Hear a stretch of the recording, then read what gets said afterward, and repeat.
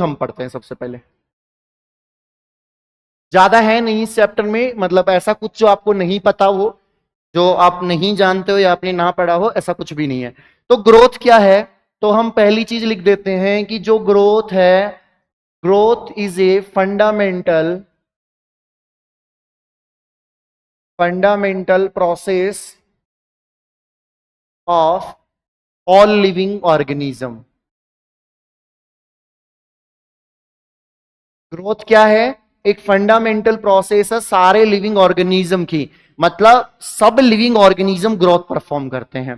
दूसरी बात हम करते हैं कि जो ग्रोथ होती है वो एक मेटाबॉलिक प्रोसेस है, क्योंकि ग्रोथ होगी तो क्या होगा, मेटाबॉलिज्म चलेगा। मेटाबॉलिज्म का मतलब कि या तो कुछ बन रहा होगा या कुछ ब्रेक हो रहा होगा, जिसकी वजह से सेल क्या कर पाएगी, ग्रोथ कर पाएगी। या तो तुमने cell cycle and cell division में पढ़ा था, रेस्पिरेशन के अंदर हमने पढ़ा है। तो ग्रोथ क्या है, ग्रोथ है एक मेटाबॉलिक प्रोसेस। कैसी प्रोसेस है, मेटाबॉलिक प्रोसेस है। मेटाबॉलिज्म का मतलब भी क्या होगा, इसका मतलब हो जाएगा कैटाबॉलिज्म एंड एनाबॉलिज्म। ठीक है, इनको मिला के हम क्या बोल देते हैं, मेटाबॉलिज्म। अब अगर मेटाबॉलिज्म चलेगा तो एनर्जी भी लगेगी, तो हम अगली बात ये भी लिख सकते हैं, growth is A energy expensive process.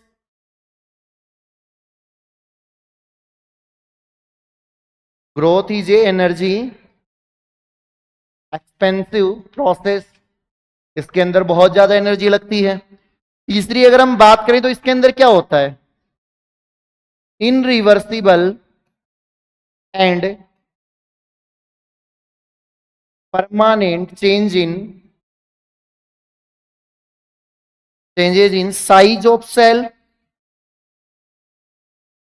Organ, plant parts और इवन इंडिविजुअल ऑर्गेनिज्म।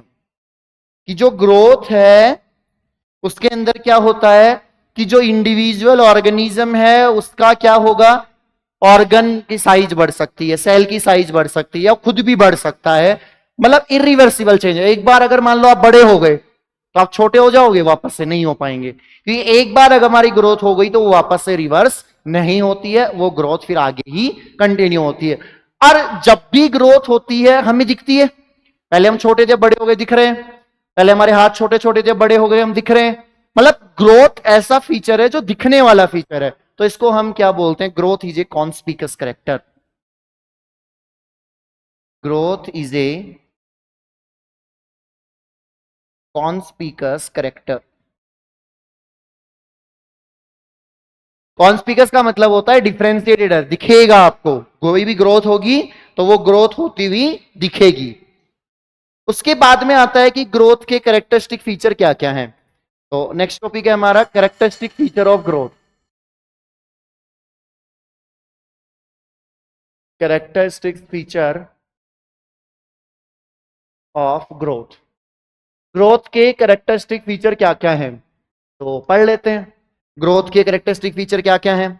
तो सबसे पहला जो कैरेक्टर है ग्रोथ का वो क्या होता है कि जो हमारे पास ग्रोथ होती है ना, वो प्लांट के अंदर तो हमेशा होती है, प्लांट के अंदर हमेशा ग्रोथ होती रहती है, मतलब अनलिमिटेड ग्रोथ होती है। तो हम क्या बोल सकते हैं, ग्रोथ, कैरेक्टर है ग्रोथ का, ग्रोथ इज ए अनलिमिटेड, क्योंकि हम सिर्फ प्लांट के सेंस में बात करेंगे, अनलिमिटेड। और इसी को हम क्या बोल सकते हैं, इनडेफिनेट, इनडेफिनेट ग्रोथ होती है। तो प्लांट के पास ये एक्टिविटी होती है तो हम लिख देंगे, plant retain ability to grow through out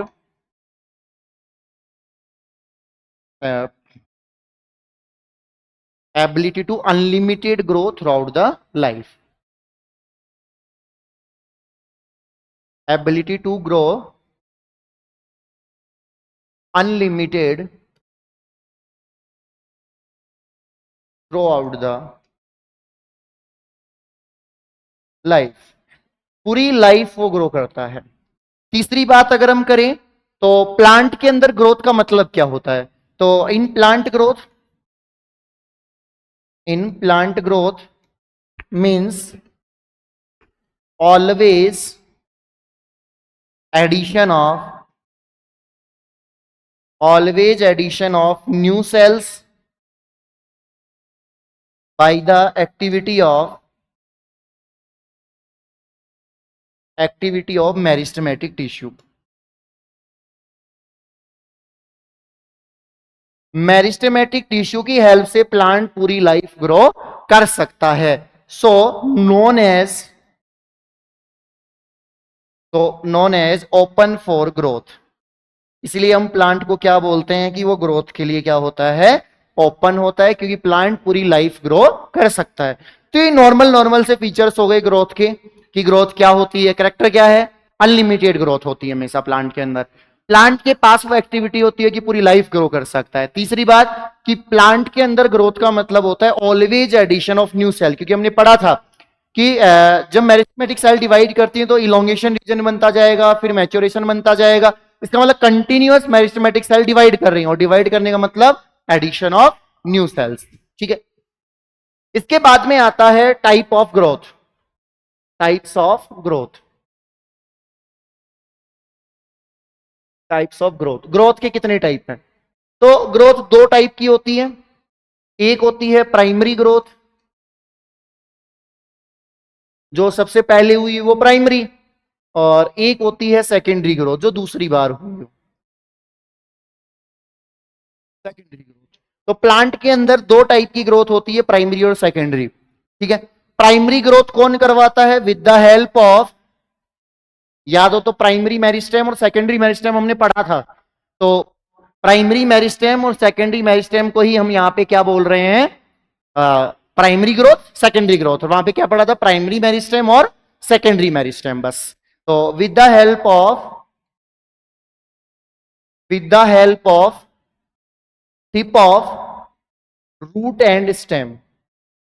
route और स्टेम के टिप से ग्रो करती है. मतलब एग्जाम्पल की हम बात करें तो यहां पे हो जाता है रूट एपिकल मेरिस्टेम, उससे ग्रो करेगा, और एक हमारे पास हो जाएगा सूट एपिकल मेरिस्टेम. ठीक है. इस तरीके से हमारे पास ग्रोथ होती है. ये कहां से करेगी? With the help of lateral meristem. और लेटरल मेरिस्टेम के याद हो तो हमने एग्जाम्पल लिखे थे, उसके अंदर आता है core cambium and vascular cambium. तो इनकी हेल्प से क्या होती है, हमारे पास ग्रोथ होती है. अब ये प्राइमरी ग्रोथ है तो क्या बनाएगी? Formation of primary plant body.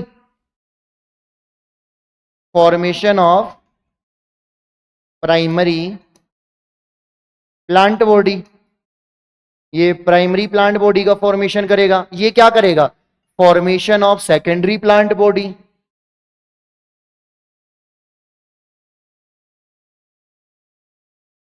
ये सेकेंडरी प्लांट बॉडी का फॉर्मेशन करेगा. रुको दिखा, कॉल आ रहा है.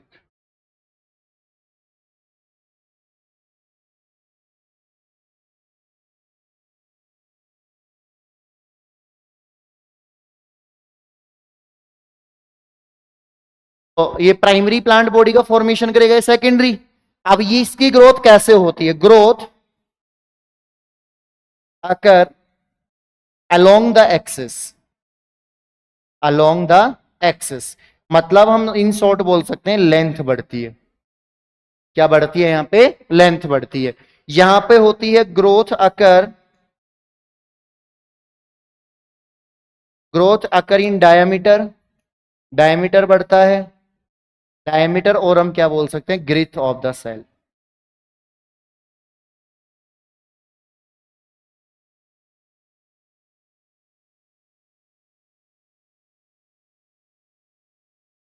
ग्रिथ ऑफ द सेल. सेल की ग्रिथ मतलब उसका डायमीटर बढ़ेगा यहां पे. इसके एग्जाम्पल है हमारे पास, उसके तो हमने लिख दिए. इसके एग्जाम्पल है हमारे पास, जैसे कि किसके अंदर होती है, तो डाइकोट्स में एंड जिम्नोस्पर्म में. इन दोनों के अंदर कौन सी ग्रोथ होती है? Secondary growth. तो सेम वही है. प्राइमरी मेरिस्टेम में हमने वो लिखा था, सेकेंडरी में लिखा था, तो हमने क्या किया है? सिर्फ वहां पे ग्रोथ से उसको रिप्लेस किया है. कि प्राइमरी ग्रोथ जो फर्स्ट टाइम हो रही है, प्राइमरी प्लांट बॉडी बनाएगी तो टिप्पी बढ़ती है primary growth. Secondary growth lateral meristem करता है, तो लेटरल मेरिस्टेम करेगा तो क्या बढ़ेगा, इस तरीके से बढ़ता है। तो ऐसे बढ़ रहा है प्राइमरी ग्रोथ, अगर ऐसे बढ़ रहा है तो क्या हो गया वो सेकेंडरी ग्रोथ। ठीक है, तो अगर आपकी हाइट बढ़ रही है इसका मतलब प्राइमरी हो रही है, और अगर आपका ग्रिथ बढ़ रहा है यानी कि आपका सेंटर ऑफ मास बढ़ रहा है, इसका मतलब वो सेकेंडरी ग्रोथ हो रही है आपकी। उसके बाद में है phases of growth. Next topic है हमारा फेजेस ऑफ ग्रोथ। अब फेजेस ऑफ ग्रोथ जो है वो भी हमारे पास हमारी पड़ी हुई है। पहली आती है मेरिस्टेमेटिक फेज, मेरिस्टेमेटिक फेज। दूसरी आती है इलोंगेशन फेज, और तीसरी आती है मैच्योरेशन फेज।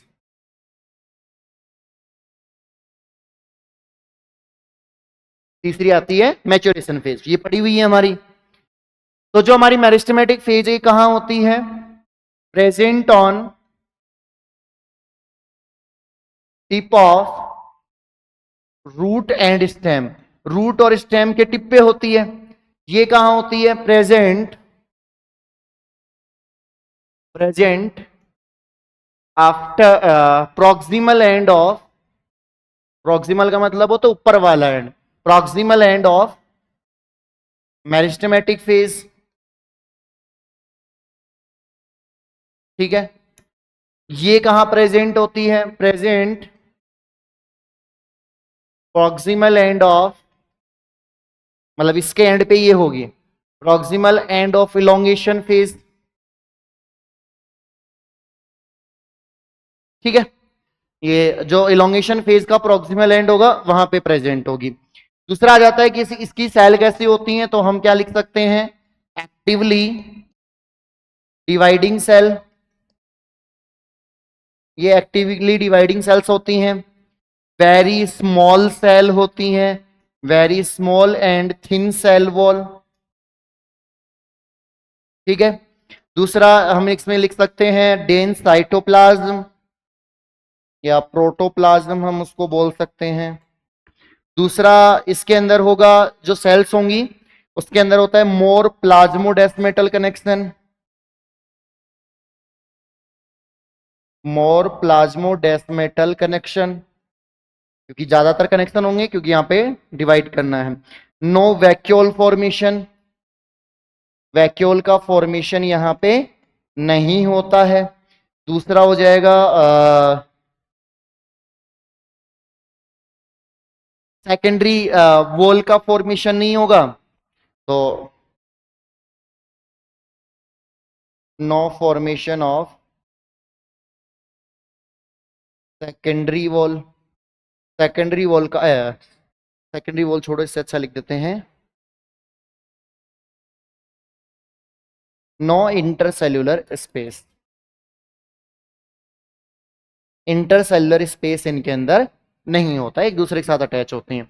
इसमें हम लिख सकते हैं कि ये कैसी होती हैं, तो ये एक्टिवली डिवाइडिंग है तो ये कैसी होंगी, cell become enlarge, cell enlarge हो जाएगी, सेल की साइज बढ़ेगी।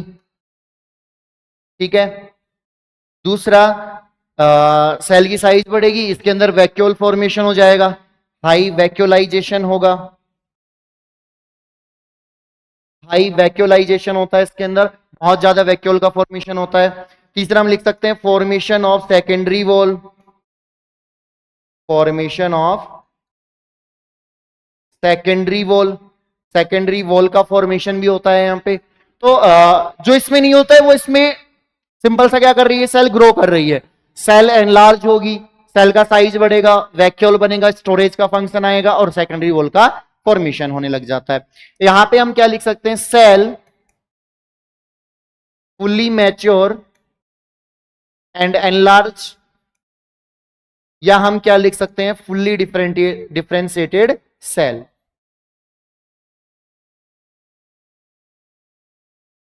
इसके अंदर फुल्ली डिफरेंशिएटेड सेल होती हैं।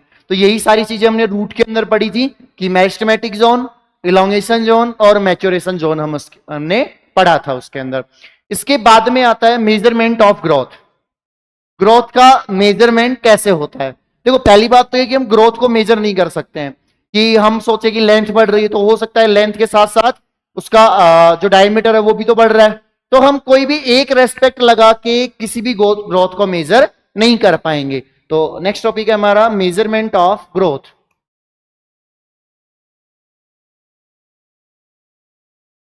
Measurement of growth.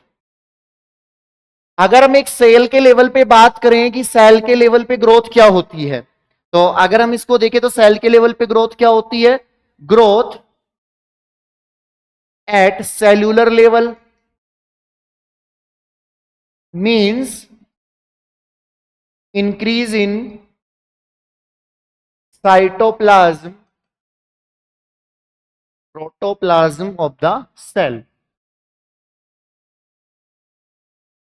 Protoplasm of the cell. Cell का प्रोटोप्लाज्म अगर बढ़ रहा है तो एक सेल के लेवल की ग्रोथ है। प्रोटोप्लाज्म विदाउट सेल ऑर्गेनिल अगर पूरा जो उसका लिक्विड है वो प्रोटोप्लाज्म होता है, तो अगर वो बढ़ रहा है मतलब उसका फ्लूइड बढ़ रहा है, इसका मतलब उसकी ग्रोथ हो रही है और एक सेल लेवल पे ग्रोथ होती है। किससे मेजर करते हैं? मेजर्ड बाई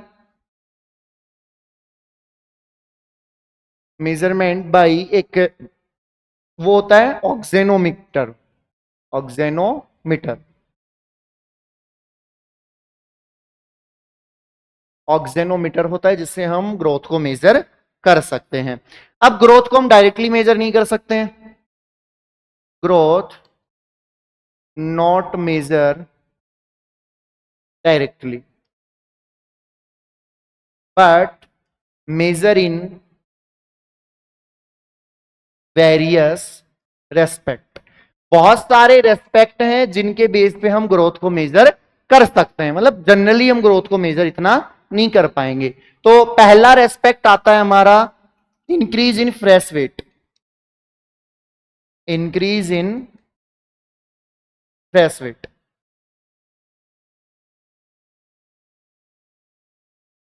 फ्रेश वेट बढ़े। दूसरा इंक्रीज इन ड्राई वेट बढ़े। Increase in dry weight. एक हो सकता है हम डिनोट करें increase in surface area. Increase in surface area. Surface area को हम डिनोट करते हैं किसको? Growth of dicot leaf. Dicot जो लीफ है उसका सरफेस एरिया बढ़ता है कि जैसे मान लो पहले लीफ इतनी थी और अब जाके लीफ का साइज ये हो गया, तो ये क्या बढ़ा? Surface area.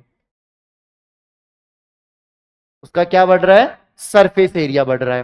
तो डाइकोट की लीफ की अगर हमें ग्रोथ एक मेजर करनी है तो हम किस में कर सकते हैं? Increase in surface area. Next हो जाएगा इंक्रीज इन नंबर, भी हम काउंट कर सकते हैं। Increase in number, increase in number of cell. तो इसका एग्जांपल है हमारे पास root apical meristem. Root apical meristem of maize form 70,500 cells per hour. एक घंटे के अंदर वो कितनी सेल बना देता है? 70,500। तो इसको हम किससे मेजर कर सकते हैं? नंबर से मेजर कर पाएंगे। नेक्स्ट है इंक्रीज इन शेप। शेप या साइज अगर बढ़े तो इसको हम मेजर करते हैं किससे? Watermelon. Watermelon grow 3,50,000 time. Watermelon अपने नॉर्मल साइज से कितना ग्रो कर सकता है? 3,50,000 टाइम वो ग्रो कर सकता है। सिक्स्थ हो गया हमारे पास इंक्रीज इन लेंथ, भी हम मेजर कर सकते हैं। इंक्रीज इन लेंथ, अगर हमें लेंथ को मेजर करना है तो हम किसको करते हैं measure? Growth of pollen tube. तो ये आपको याद रखना है, ये बार बार एग्जाम में पूछा जाता है कि किसकी ग्रोथ हम किससे मेजर कर सकते हैं। तो अगर पोलन ट्यूब की ग्रोथ मेजर करनी है तो लेंथ मेजर करते हैं। वाटरमेलन की साइज मेजर करनी है तो वाटरमेलन मेजर करना है तो साइज को मेजर करते हैं। मेरिस्टेमेटिक जो मेज है रूट का, उसके अंदर हम सेल को मेजर करते हैं, कितनी सेल बनी है, नंबर ऑफ सेल। अगर हम डाइकोट लीफ को मेजर करेंगे तो उसका सरफेस एरिया मेजर करते हैं, और ड्राई वेट और फ्रेश वेट को हम मेजर कर सकते हैं। इसके बाद में नेक्स्ट टॉपिक आता है हमारे पास ग्रोथ रेट। नेक्स्ट टॉपिक है हमारे पास ग्रोथ रेट। ग्रोथ रेट ये हमारे 12th में भी काम आएगा ऐसे ही ऐसे, बट दूसरे रेस्पेक्ट में काम आएगा। ये पॉपुलेशन को लेके हमारे ये काम में आने वाला है। तो ग्रोथ रेट क्या होती है? ग्रोथ का मतलब हो गया इंक्रीज होना, नंबर बढ़े चाहे मास बढ़े, याद हो तो लिविंग वर्ड में पढ़ा था हमने। बट एक यूनिट टाइम में कितनी ग्रोथ होती है उसको क्या बोलते हैं? Growth rate. ये हमने मान लो 5 मिनट का टाइम डिसाइड किया, 1 वीक का टाइम डिसाइड किया, है ना, मान लो 1 महीने का टाइम डिसाइड किया कि एक यूनिट टाइम में कितनी ग्रोथ हुई, उसको क्या बोलते हैं? ग्रोथ की रेट। तो हम क्या लिख देंगे इसकी definition? Growth occur in unit time. Unit time में कितनी ग्रोथ हो रही है उसको हम क्या बोलते हैं? Growth rate. अब ये जो ग्रोथ रेट है वो 3 टाइप की है, 2 टाइप की होती है। उसमें सबसे पहली आती है हमारे पास arithmetic growth. Arithmetic growth, arithmetic growth rate. अब इसके अंदर क्या होता है देखो, समझो एक बार। मान लो हमारे पास ये एक सेल है, हमारे पास क्या है? ये एक सेल है। अब इस सेल के अंदर क्या हुआ? डिवीजन। तो डिवीजन माइटोसिस हुआ तो कितनी सेल बनेंगी? 2 सेल। कितनी सेल बनेंगी? 2 सेल बन के आएंगी। तो ये मान लो हमारे पास आ गई 2 सेल। तो एक सेल तो ये बनी इससे, और एक सेल ये बन गई इससे। तो हमारे पास कितनी सेल आ गई? 2 सेल बन गई।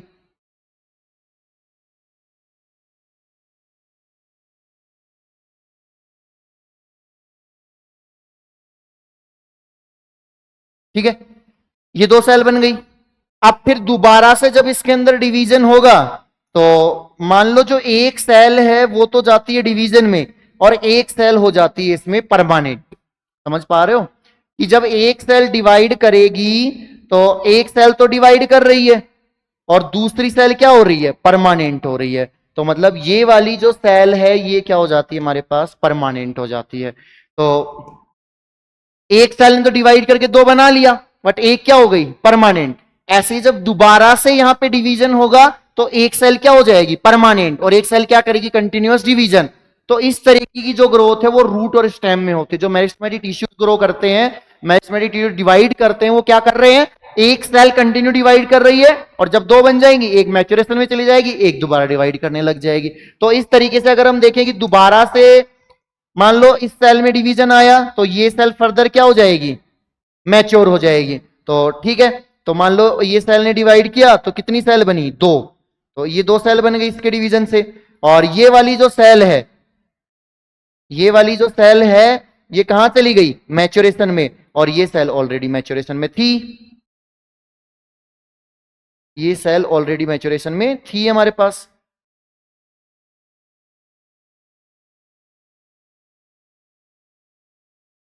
ये ऑलरेडी मैच्योरेशन में थी हमारे पास। ये हो गया। समझ पा रहे हो ये चीजें कि जब सेल डिवीजन करती है तो एक सेल कंटिन्यू डिवीजन करती है और एक सेल मैच्योरेशन में जाती है। तो ये क्या हो रहा है? डिवीजन। ये तो डिवीजन, और ये क्या हो रहा है? मैच्योरेशन। ये मैच्योरेशन। तो ये सेल कौन सी है? ये मैच्योर सेल्स हैं। तो एक सेल डिवाइड करेगी, एक सेल मेरिस्टेमेटिक एक्टिविटी रखेगी, यानी कंटिन्यू डिवाइड करती जाएगी, और एक सेल क्या हो जाएगी? मैच्योर। ऐसी ग्रोथ को हम क्या बोलते हैं? Arithmetic growth. तो हम क्या लिख सकते हैं इसकी definition? One cell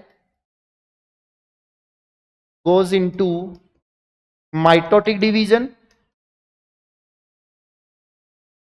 mitotic division, and other one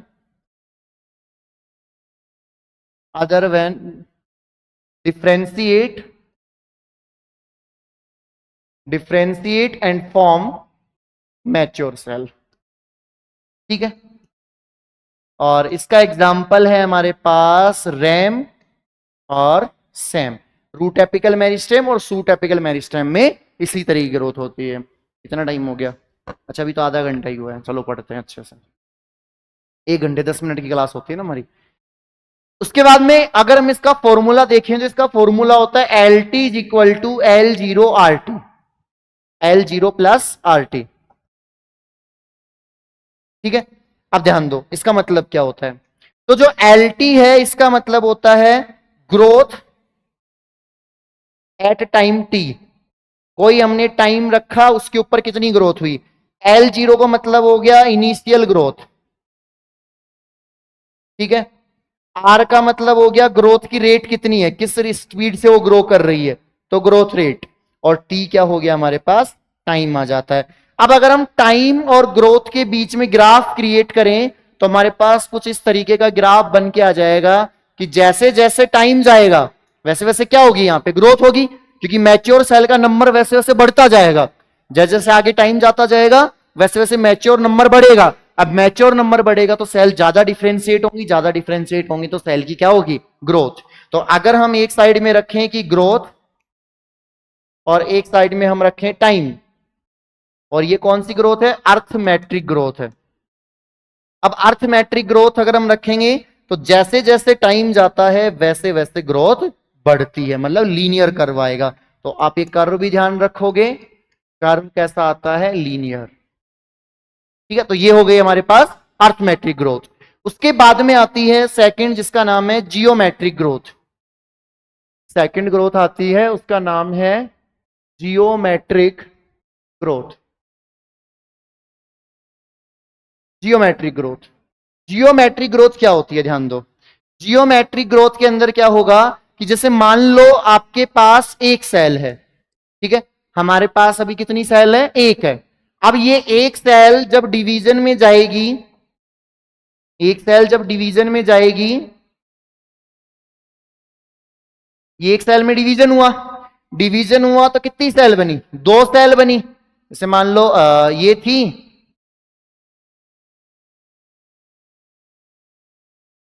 ये हमारे पास सेल थी।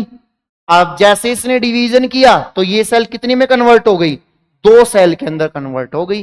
तो ये दो सेल बन गई हमारे पास।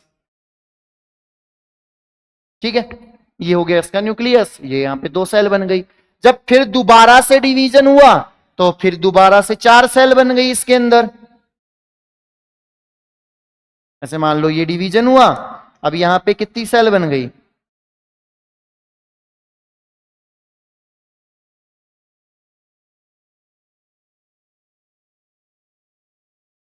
ये हो गई हमारे पास चार सेल हो गई। अब फिर दोबारा से डिवीजन हुआ तो दोबारा से हमारे पास 8 सेल बन के आ गई। तो इस तरीके से क्या हो रहा है कि जितनी सेल डिवाइड करके आ रही है उतनी सेल कंटिन्यूस डिवीजन परफॉर्म कर रही है। जितनी सेल बन रही है उतनी ही कंटिन्यूस क्या कर रही है, डिवीजन परफॉर्म कर रही है। तो ऐसी ग्रोथ को हम क्या बोलते हैं, 2, 4, और ये मान लो आपके पास हो गई 5th, 6, 7, 8। तो ये 8 सेल हो गई आपके पास। तो यहां पे क्या हो रहा है कि दोनों की दोनों सेल डिवीजन परफॉर्म कर रही हैं, क्योंकि एक से दो बनी, फिर दोनों ने डिवीजन किया चार बनी, चार ने डिवीजन किया 8 बनी, 8 डिवीजन करेंगी तो और कितनी बन जाएंगी, आगे जाके 16 बन जाएंगी। तो इस तरीके से यहां पे क्या हो रहा है कि दो सेल दोनों की दोनों कंटिन्यूअस ग्रोथ कर रही हैं। उसकी तरह नहीं है कि एक मैच्योर हो गई ये ग्रो कर रही है, ऐसा नहीं है। यहां पे दोनों की दोनों सेल किस में जा रही हैं, डिवीजन में जा रही हैं। तो दोनों सेल किस में जा रही हैं, डिवीजन में। तो हम क्या लिख सकते हैं, बोथ सेल परफॉर्म डिवीजन। दोनों की दोनों सेल क्या परफॉर्म करती हैं, डिवीजन परफॉर्म करती हैं। ऐसी ग्रोथ को हम क्या बोलते हैं, जियोमेट्रिक ग्रोथ। इसके एग्जाम्पल है हमारे पास early embryonic division. Early embryonic division ऐसे ही होता है। एक हो सकता है जाइगोटिक डिवीजन, जाइगोट में भी ऐसा ही होता है। और एक हो सकता है यूनिसेलुलर, यूनिसेलुलर ऑर्गेनिज्म, उनके अंदर भी ग्रोथ ऐसे ही होती है कि एक सेल है, बैक्टीरिया है, दो बनेंगे, दो बैक्टीरिया से चार बनेंगे, चार बैक्टीरिया से 8 बनेंगे, तो वो भी ग्रोथ इसी तरीके से होती है। इसके अंदर एक नोट आता है, नोट बाद में लिखेंगे, पहले हम फॉर्मूला लिख लेते हैं। इसका फॉर्मूला होता है W T is equal to W0 e⁻RT। ठीक है, अब यहां पे वही सेम डब्ल्यू टी का मतलब हो गया growth at time T, time T के ऊपर ग्रोथ कितनी है। W0 का मतलब हो गया इनिशियल ग्रोथ कितनी है, ई हो जाता है हमारे पास ग्रोथ कांस्टेंट, ये ग्रोथ कांस्टेंट है, वैल्यू कांस्टेंट रहती है इसकी। आर हो जाएगा हमारे पास रेट, ग्रोथ रेट। आर क्या है, ग्रोथ रेट, या हम इसको यहां पे बोलते हैं बायोटिक पोटेंशियल, या हम इसको बोलते हैं ग्रोथ इंडेक्स। ठीक है, और टी हमारे पास क्या हो जाएगा, टाइम आ जाएगा यहां पे। अगर हम यहां पे भी एक कर्व बनाएं ग्रोथ और टाइम के बीच में, कितने टाइम में कितनी ग्रोथ हुई, तो कर्व हमारे पास कुछ इस तरीके का आ जाएगा। देखो इसके अंदर दोनों सेल कंटिन्यूअस डिवाइड कर रही है। अब जब दोनों सेल कंटिन्यूअस डिवाइड करेंगी, जैसे मान लो पहले तो सेल कम थी तो कम ग्रोथ हो रही है, पहले तो ग्रोथ कम होगी, फिर एकदम से नंबर बढ़ेगा और फिर एक नंबर पे जाके वो क्या हो जाएंगे, सैचुरेट हो जाएंगे, क्योंकि ज्यादा ग्रोथ, इतनी ज्यादा सेल भी डिवाइड नहीं करती है। जब वो मैक्सिमम ग्रोथ, मैक्सिमम डिवीजन कर चुकी होती हैं, उसके बाद सेल को क्या मिलना स्टार्ट हो जाता है, फंक्शन मिलना स्टार्ट हो जाता है। तो इस तरीके से हम ग्रोथ को समझ सकते हैं। तो ये तो हो गया टाइम टी और ये हो गई ग्रोथ। ठीक है, जियोमेट्रिक वाली। अब यहां पे जो ये वाली फेज है इसको हम बोलते हैं लैग फेज। ये कौन सी फेज है, ये लैग फेज है इतनी।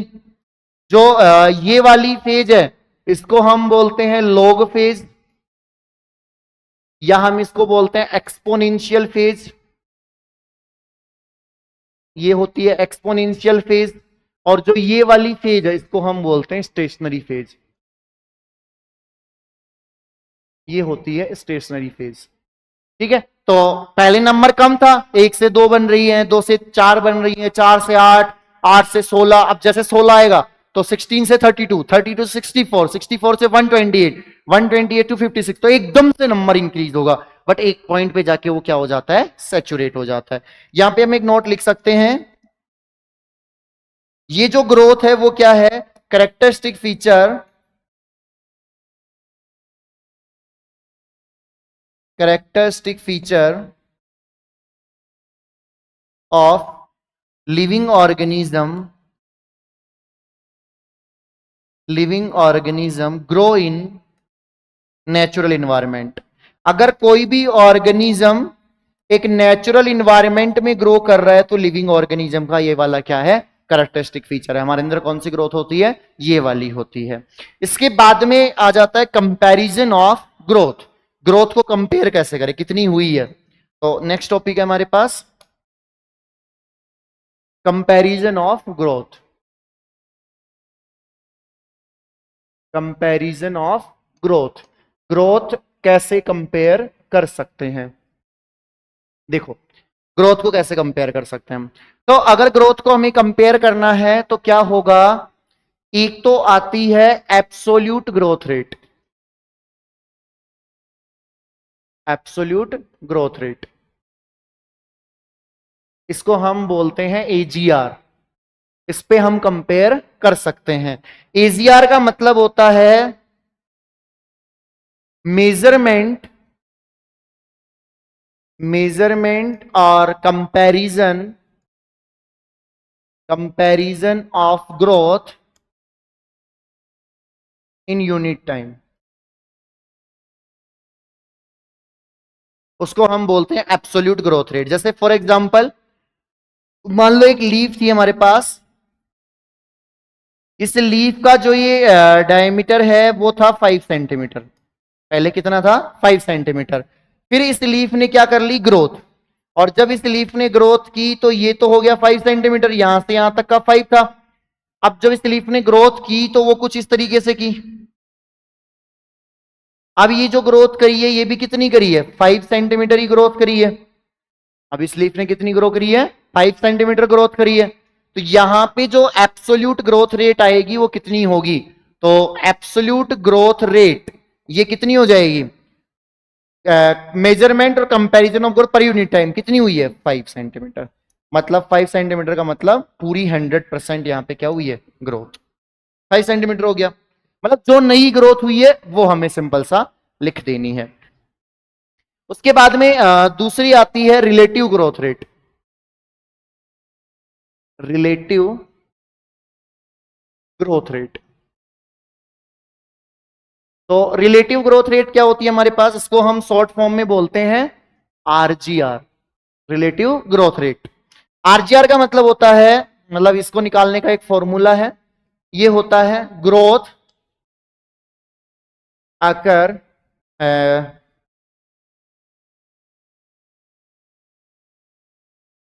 Growth occur in unit time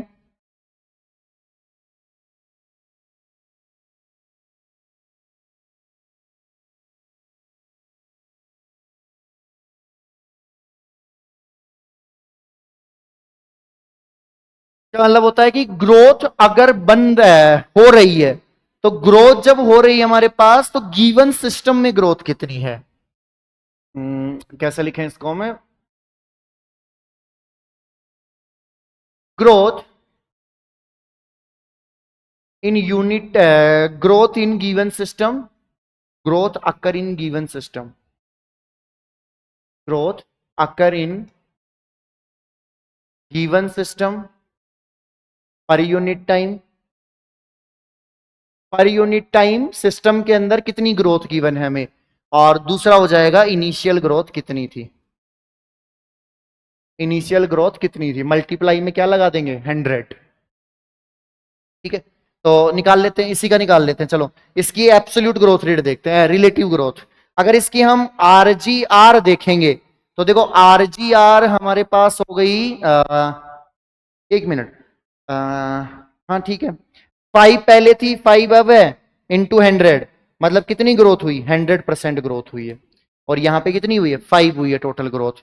अब अगर मान लो एक और एग्जांपल हम लें लीफ का ही, जैसे मान लो ये लीफ है, इसका जो यहां से यहां तक का है वो 50 सेंटीमीटर है। ठीक है, अब इस लीफ ने ग्रोथ करी, जब ये लीफ ग्रोथ कर रही है तो ये तो हो गया 50 सेंटीमीटर पुराना वाला, यहां से यहां तक का तो कितना है? 50। बट जब इसने ग्रोथ की तो कुछ इतनी की, इतनी ही ग्रोथ की, और ये ग्रोथ की इसने 5 सेंटीमीटर, यहां से यहां तक कितनी ग्रोथ करी? 5 सेंटीमीटर। तो अगर अब इसका हम क्या निकालें, अगर हम एब्सोल्यूट ग्रोथ रेट निकालते हैं वो तो कितनी आ जाएगी? 5। बट अगर हम रिलेटिव ग्रोथ रेट निकालते हैं वो कितनी आ जाएगी? कितनी बड़ी है? 5, पहले कितनी थी? 50, 100, तो कितना हो जाएगा? 2। तो हमारे पास आ जाएगा 10% ग्रोथ हुई है। तो इस तरीके से हम ग्रोथ को कंपेयर कर सकते हैं कि एब्सोल्यूट ग्रोथ रेट तो कितनी हुई है बस यूनिट टाइम, वो आपकी एब्सोल्यूट है। बट अगर रिलेटिव निकालनी है तो कितनी हुई है अपॉन कितनी पहले थी, इनटू 100, हम उससे क्या निकाल सकते हैं? रिलेटिव ग्रोथ रेट निकाल पाएंगे। उसके बाद में टॉपिक आता है कंडीशन फॉर ग्रोथ। ग्रोथ की क्या क्या कंडीशन लगती हैं, ये थोड़ा सा फोटोसिंथेसिस से रिलेटेड है। कंडीशन फॉर ग्रोथ, ग्रोथ के लिए क्या क्या चाहिए? तो ग्रोथ के लिए सबसे पहली रिक्वायरमेंट है वाटर। ग्रोथ के लिए सबसे पहली रिक्वायरमेंट क्या है? वाटर। हमें क्या चाहिए? वाटर चाहिए। तो वाटर क्या है हमारे पास? अगर हम वाटर की बात करें कि वाटर हमें ग्रोथ के लिए चाहिए, अच्छा टाइम तो नहीं हुआ ना अभी आपका? अरे नहीं, अब तो 11 ही बजे, कितने दिन रिकॉर्डिंग हुई? 40 मिनट, ये हो जाएगा थोड़ा सा। तो वाटर क्या होता है? तो हम क्या लिख सकते हैं? Plant cell absorb water and get turgid. वो क्या हो जाती है? टर्जिड। मतलब वो क्या कर रही है? इलोंगेशन कर रही है और एनलार्जमेंट हो रही है। ठीक है, ये हो गया। दूसरा, water provide medium for cellular activities. Cellular जितनी भी एक्टिविटी होंगी, याद हो तो हमने पहले चैप्टर में लिखा था कि ये क्या होता है? जो साइटोप्लाज्म होता है, main arena of cellular activities, तो सेलुलर एक्टिविटीज ही के अंदर होती है। Water direct related with cell growth, cell की ग्रोथ से वो डायरेक्ट रिलेटेड होता है, ठीक है। उसके बाद में दूसरा आ जाता है हमारे पास कंपाउंड। दूसरा हम पढ़ लेते हैं ऑक्सीजन। तो ऑक्सीजन की रिक्वायरमेंट माइटोकॉन्ड्रिया की होती है मेटाबॉलिक एनर्जी एटीपी बनाने के लिए। तो use in formation of metabolic energy like ATP हो गया, NADPH2 हो गया, ये सब बनाने के लिए हमें ऑक्सीजन की रिक्वायरमेंट हो सकती है। उसके बाद में थर्ड कंपाउंड आ जाता है न्यूट्रिएंट। न्यूट्रिएंट्स, अब न्यूट्रिएंट्स क्या होते हैं? न्यूट्रिएंट दो टाइप के होते हैं, एक मैक्रो हो सकता है, एक माइक्रो हो सकता है। तो माइक्रो एंड मैक्रो न्यूट्रिएंट ये क्या करते हैं? तो करते क्या है? Formation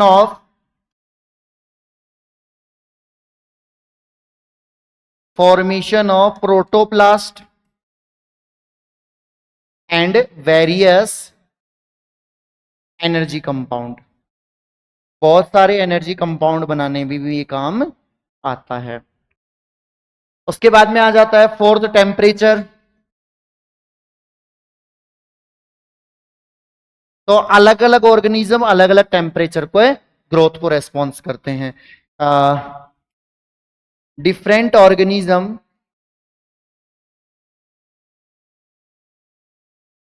perform growth in different temperature condition.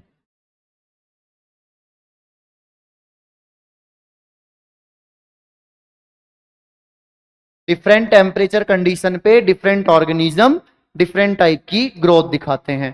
पांचवें नंबर पे अगर हम इन एडिशन देखें, इन एडिशन टू, मतलब ये तो मेन है, in addition to light and gravity, light and gravity also affect growth. Light और ग्रेविटी भी क्या करती है? ग्रोथ को अफेक्ट कर सकती है। तो वाटर है, वाटर के बिना ग्रोथ पॉसिबल नहीं है, तो वाटर चाहिए ही चाहिए। ऑक्सीजन मेटाबॉलिक एनर्जी बनाने के लिए चाहिए। बहुत सारे जो माइक्रोन्यूट्रिएंट है, मैक्रोन्यूट्रिएंट है, प्रोटोप्लास्ट बनाएंगे, अलग जो एनर्जी के कंपाउंड होते हैं वो बनाने में हेल्प करते हैं। टेम्परेचर, अलग अलग ऑर्गेनिज्म अलग अलग टेम्परेचर पे ग्रोथ को परफॉर्म करते हैं। और इसके अलावा लाइट और ग्रेविटी भी थोड़ा बहुत अपना रोल ग्रोथ के अंदर देती है। इसके बाद में एक छोटा सा पॉइंट है जो हमने ऑलरेडी डिस्कस किया हुआ है इसमें एनाटॉमी के अंदर, कि कोई भी जब सेल बनती है, कोई भी मेरिस्टेम बनता है, तो सबसे पहले क्या बनता है? Pro meristem. सबसे पहले किसका फॉर्मेशन होता है? प्रो मेरिस्टेम का। प्रो मेरिस्टेम से हमारे पास बन के आता है प्राइमरी मेरिस्टेमेटिक टिश्यू। क्या बन के आता है? प्राइमरी मेरिस्टेमेटिक टिश्यू बन के आता है। जो प्राइमरी मेरिस्टेमेटिक टिश्यू है,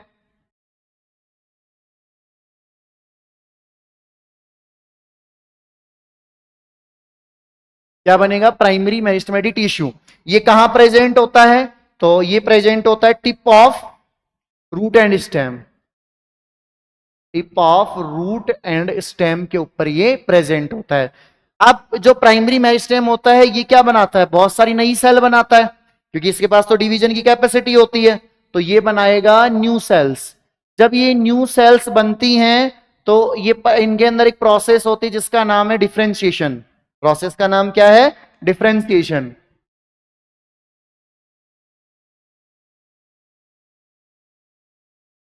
डिफरेंशिएशन।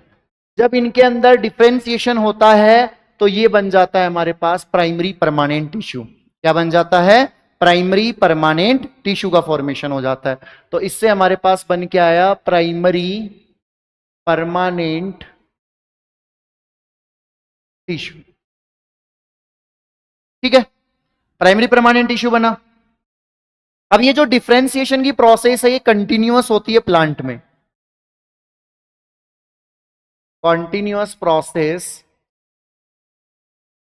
इन प्लांट्स। इस वजह से हम प्लांट्स को क्या बोलते हैं? Known as open for growth, वो ग्रोथ के लिए हमेशा ओपन होते हैं, ऐसा हम बोल सकते हैं। अब इसके भी एग्जाम्पल मैंने लिखवाए थे कि प्राइमरी मेरिस्टेम के एग्जाम्पल जैसे हो गया प्राइमरी जाइलम, प्राइमरी फ्लोयम और प्राइमरी कॉर्टेक्स। तो ये सारे डेफिनेशन एग्जाम्पल्स होते हैं इसके। इसके बाद में जो प्राइमरी परमानेंट टिश्यू है ये क्या करेगा, डी डिफरेंशिएशन। कौन सी प्रोसेस करवाएगा, डी डिफरेंशिएशन।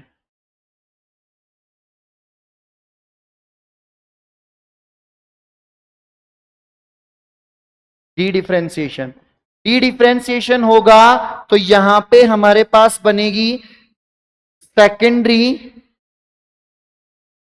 Meristematic tissue. कौन से बनेंगे, सेकेंडरी मेरिस्टेमेटिक टिश्यू का फॉर्मेशन होगा। ठीक है, अब सेकेंडरी मेरिस्टेमेटिक टिश्यू बनाएंगे नई सेल, ये किसका फॉर्मेशन करेंगे, न्यू सेल बनाएंगे। अब सेकेंडरी मेरिस्टेम का एग्जांपल हमारे पास आता है vascular cambium and cork cambium. ठीक है, नई जो सेल बनेंगी वो फर्दर एक प्रोसेस परफॉर्म करेंगी, उस प्रोसेस का नाम है रीडिफरेंशिएशन। ये पढ़ाया हुआ है मेरा पूरा, रीडिफरेंशिएशन। रीडिफरेंशिएशन होगा तो ये हमारे पास क्या बन जाएगा, सेकेंडरी परमानेंट टिश्यू का फॉर्मेशन हो जाता है। सेकेंडरी परमानेंट टिश्यू, तो ये प्रोसेस हम पहले से ही डिस्कस कर चुके थे। और सेकेंडरी परमानेंट टिश्यू के एग्जांपल है हमारे पास सेकेंडरी जाइलम, सेकेंडरी फ्लोयम और सेकेंडरी कॉर्टेक्स। तो ये प्रोसेस हमने ऑलरेडी पढ़ रखी है कि जब डिफरेंशिएशन होता है तो क्या होता है, डिफरेंशिएशन होगा तो loss of function and gain of division. जब डी डिफरेंशिएशन होगा तो क्या होगा, loss of function gain of division. और यहां पे क्या होगा, फिर से loss of function, loss of division and gain of function हो जाता है यहां पे भी। इसके बाद में एक प्रोसेस आती है, उस प्रोसेस का नाम है प्लास्टिसिटी। पढ़ा दूं क्या, पढ़ा देता हूं। एक प्रोसेस आती है, उस प्रोसेस का नाम है plasticity.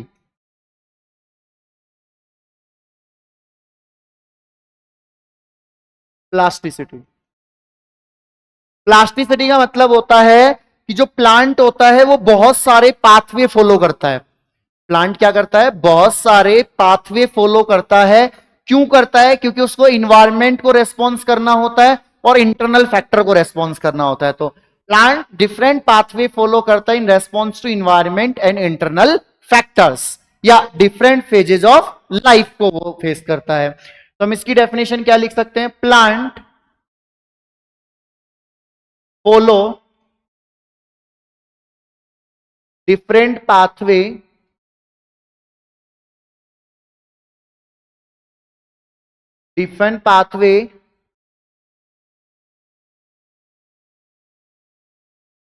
different pathway response to environment or response to environment and different phases of life, different phases of life। तो उसको हम क्या बोलते हैं, प्लास्टिसिटी। कि लाइफ के अलग अलग फेजेस के अंदर, जैसे पहले हम छोटे दिखते थे अलग ही फेस था, अब हम बड़े हो गए अलग फेस हो गया, जब आप बूढ़े हो जाओगे तब अलग फेस हो जाएगा। तो आप किसको क्या फेस कर रहे हो, आप डिफरेंट पाथवे फॉलो कर रहे हो। जो आपकी एज है वो क्या दिखा रही है, वो आपकी लाइफ साइकिल को रिप्रेजेंट कर रही है, लाइफ की डिफरेंट फेजेस को रिप्रेजेंट कर रही है। तो इन्वायरमेंट को और लाइफ की फेजेस को रिप्रेजेंट करने के लिए प्लांट बहुत सारे पाथवे फॉलो करता है। जैसे हमारे पास आ जाएगा कॉटन, इसका एग्जाम्पल है कोरिएंड्रम, एंड एक आता है लार्कस्पर। ये इन तीनों प्लांट को हम बोलते हैं, ये फेस करती है, फॉर्म करते हैं हेटेरोफैली। हेटेरोफैली, हेटेरोफैली का मतलब होता है different structure of leaf,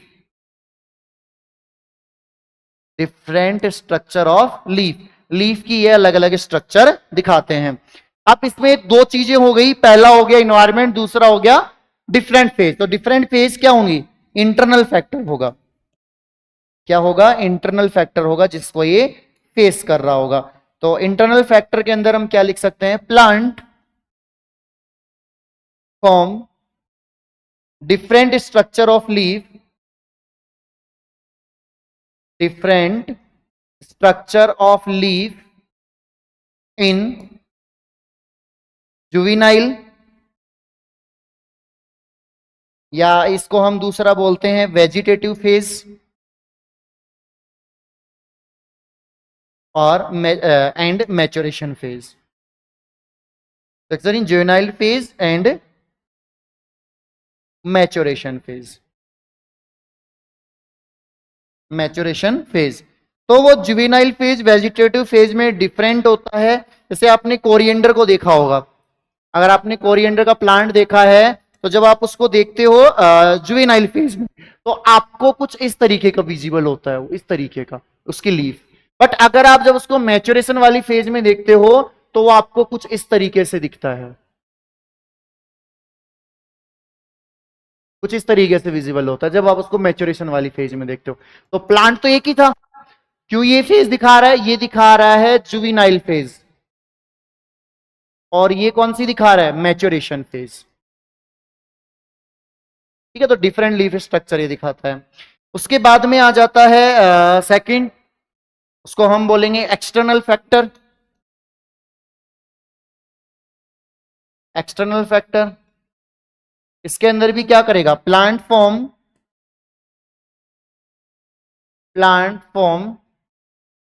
different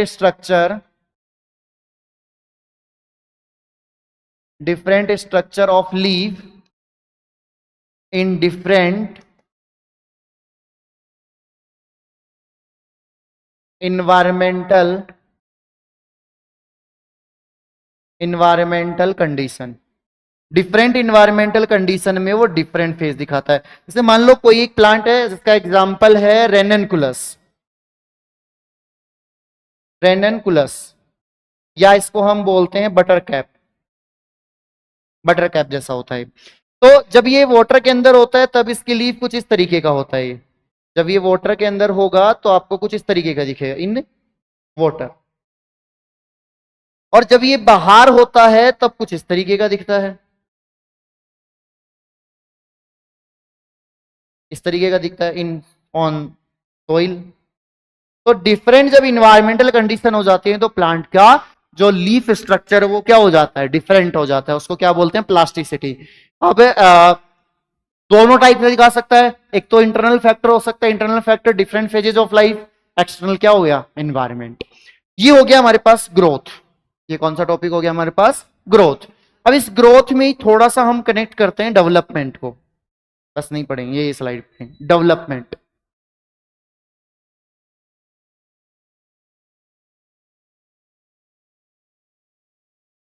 तो डेवलपमेंट क्या होता है? डेवलपमेंट होता है कि जो भी चेंजेस होते हैं during the life cycle of organism. जब ऑर्गेनिज्म की लाइफ साइकिल चल रही है उसके अंदर जो जो चेंजेस होते हैं उनको हम क्या बोलते हैं? डेवलपमेंट। वो क्या हो रहा है? डेवलपमेंट हो रहा है। तो हम क्या बोल सकते हैं? डिफरेंट चेंजेस या ऑल चेंजेस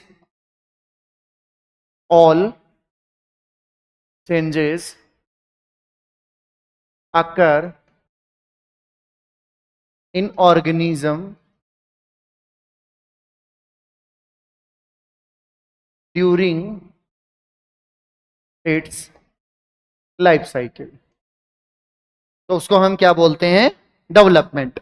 लाइफ साइकिल क्या होती है? लाइफ साइकिल जैसे हम प्लांट की बात करें तो हम क्या बोल सकते हैं? Seed germination to senescent phase. Senescent phase का मतलब क्या होता है? सिंपल सा समझो। सेनेसेंट का मतलब होता है कि जैसे एनिमल की डेथ होती है, इंस्टेंट डेथ हो जाती है। बट प्लांट की जब डेथ होती है तो स्टेप वाइज प्रोसेस होता है। पहले लीफ येलो कलर की होंगी, धीरे धीरे ब्रांचेज गिरना स्टार्ट होंगी, फिर धीरे धीरे वहां पे स्टेम डेड होगा, तो धीरे धीरे प्रोसेस होते हैं। उसको क्या बोलते हैं हम? सेनेसेंट। जैसे मान लो कोई भी एक प्लांट है, सबसे पहले क्या होगा? उसके अंदर मेरिस्टेमेटिक एक्टिविटी होगी, मेरिस्टेमेटिक फेज होगी। मेरिस्टेमेटिक फेज के बाद में कौन सी आएगी?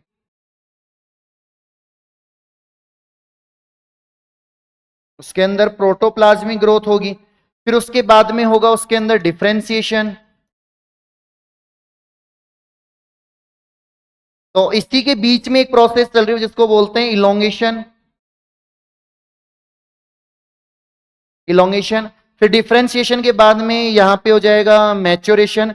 जैसे डिफरेंशिएशन खत्म नहीं होता उससे पहले क्या स्टार्ट हो जाता है? मैच्योरेशन। मैच्योरेशन से बन के आएगी मैच्योर सेल, और मैच्योर सेल बनाएगी परमानेंट सेल, और परमानेंट सेल की क्या होगी? डेथ। और लास्ट में क्या हो जाएगी? डेथ। ठीक है, तो इस तरीके से प्लांट ग्रो करता है। इलोंगेशन का दूसरा मतलब होता है एक्सपेंशन। ये पहले हम बना देते हैं कि पहले ये ग्रोथ हो रही थी, फिर दूसरी ये ग्रोथ होगी, फिर ये ग्रोथ होगी, इन दोनों के बीच में एक और होता है इलोंगेशन, फिर इसी के साथ में मैच्योरेशन हो जाएगा, और फिर बाद में मैच्योर सेल का फॉर्म, और इसके अंदर क्या होता है? इलोंगेशन भी होता है। तो अगर हम ऐसा बोल दें कि इसको आप ऐसे कवर कर देना पूरा ना,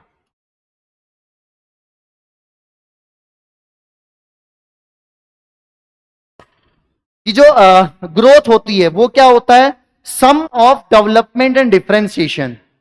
ग्रोथ क्या है? Sum of development and differentiation. उसको हम क्या बोल देते हैं?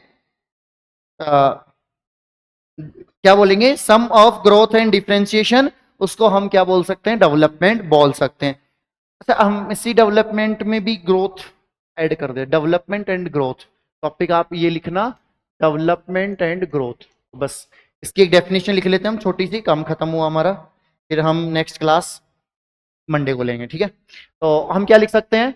Sum of total growth and differentiation. Differentiation called development. जो टोटल सम होता है उसको हम क्या बोलते हैं? डेवलपमेंट। अब डेवलपमेंट जो होता है वो डिपेंड करता है, अफेक्टेड बाई,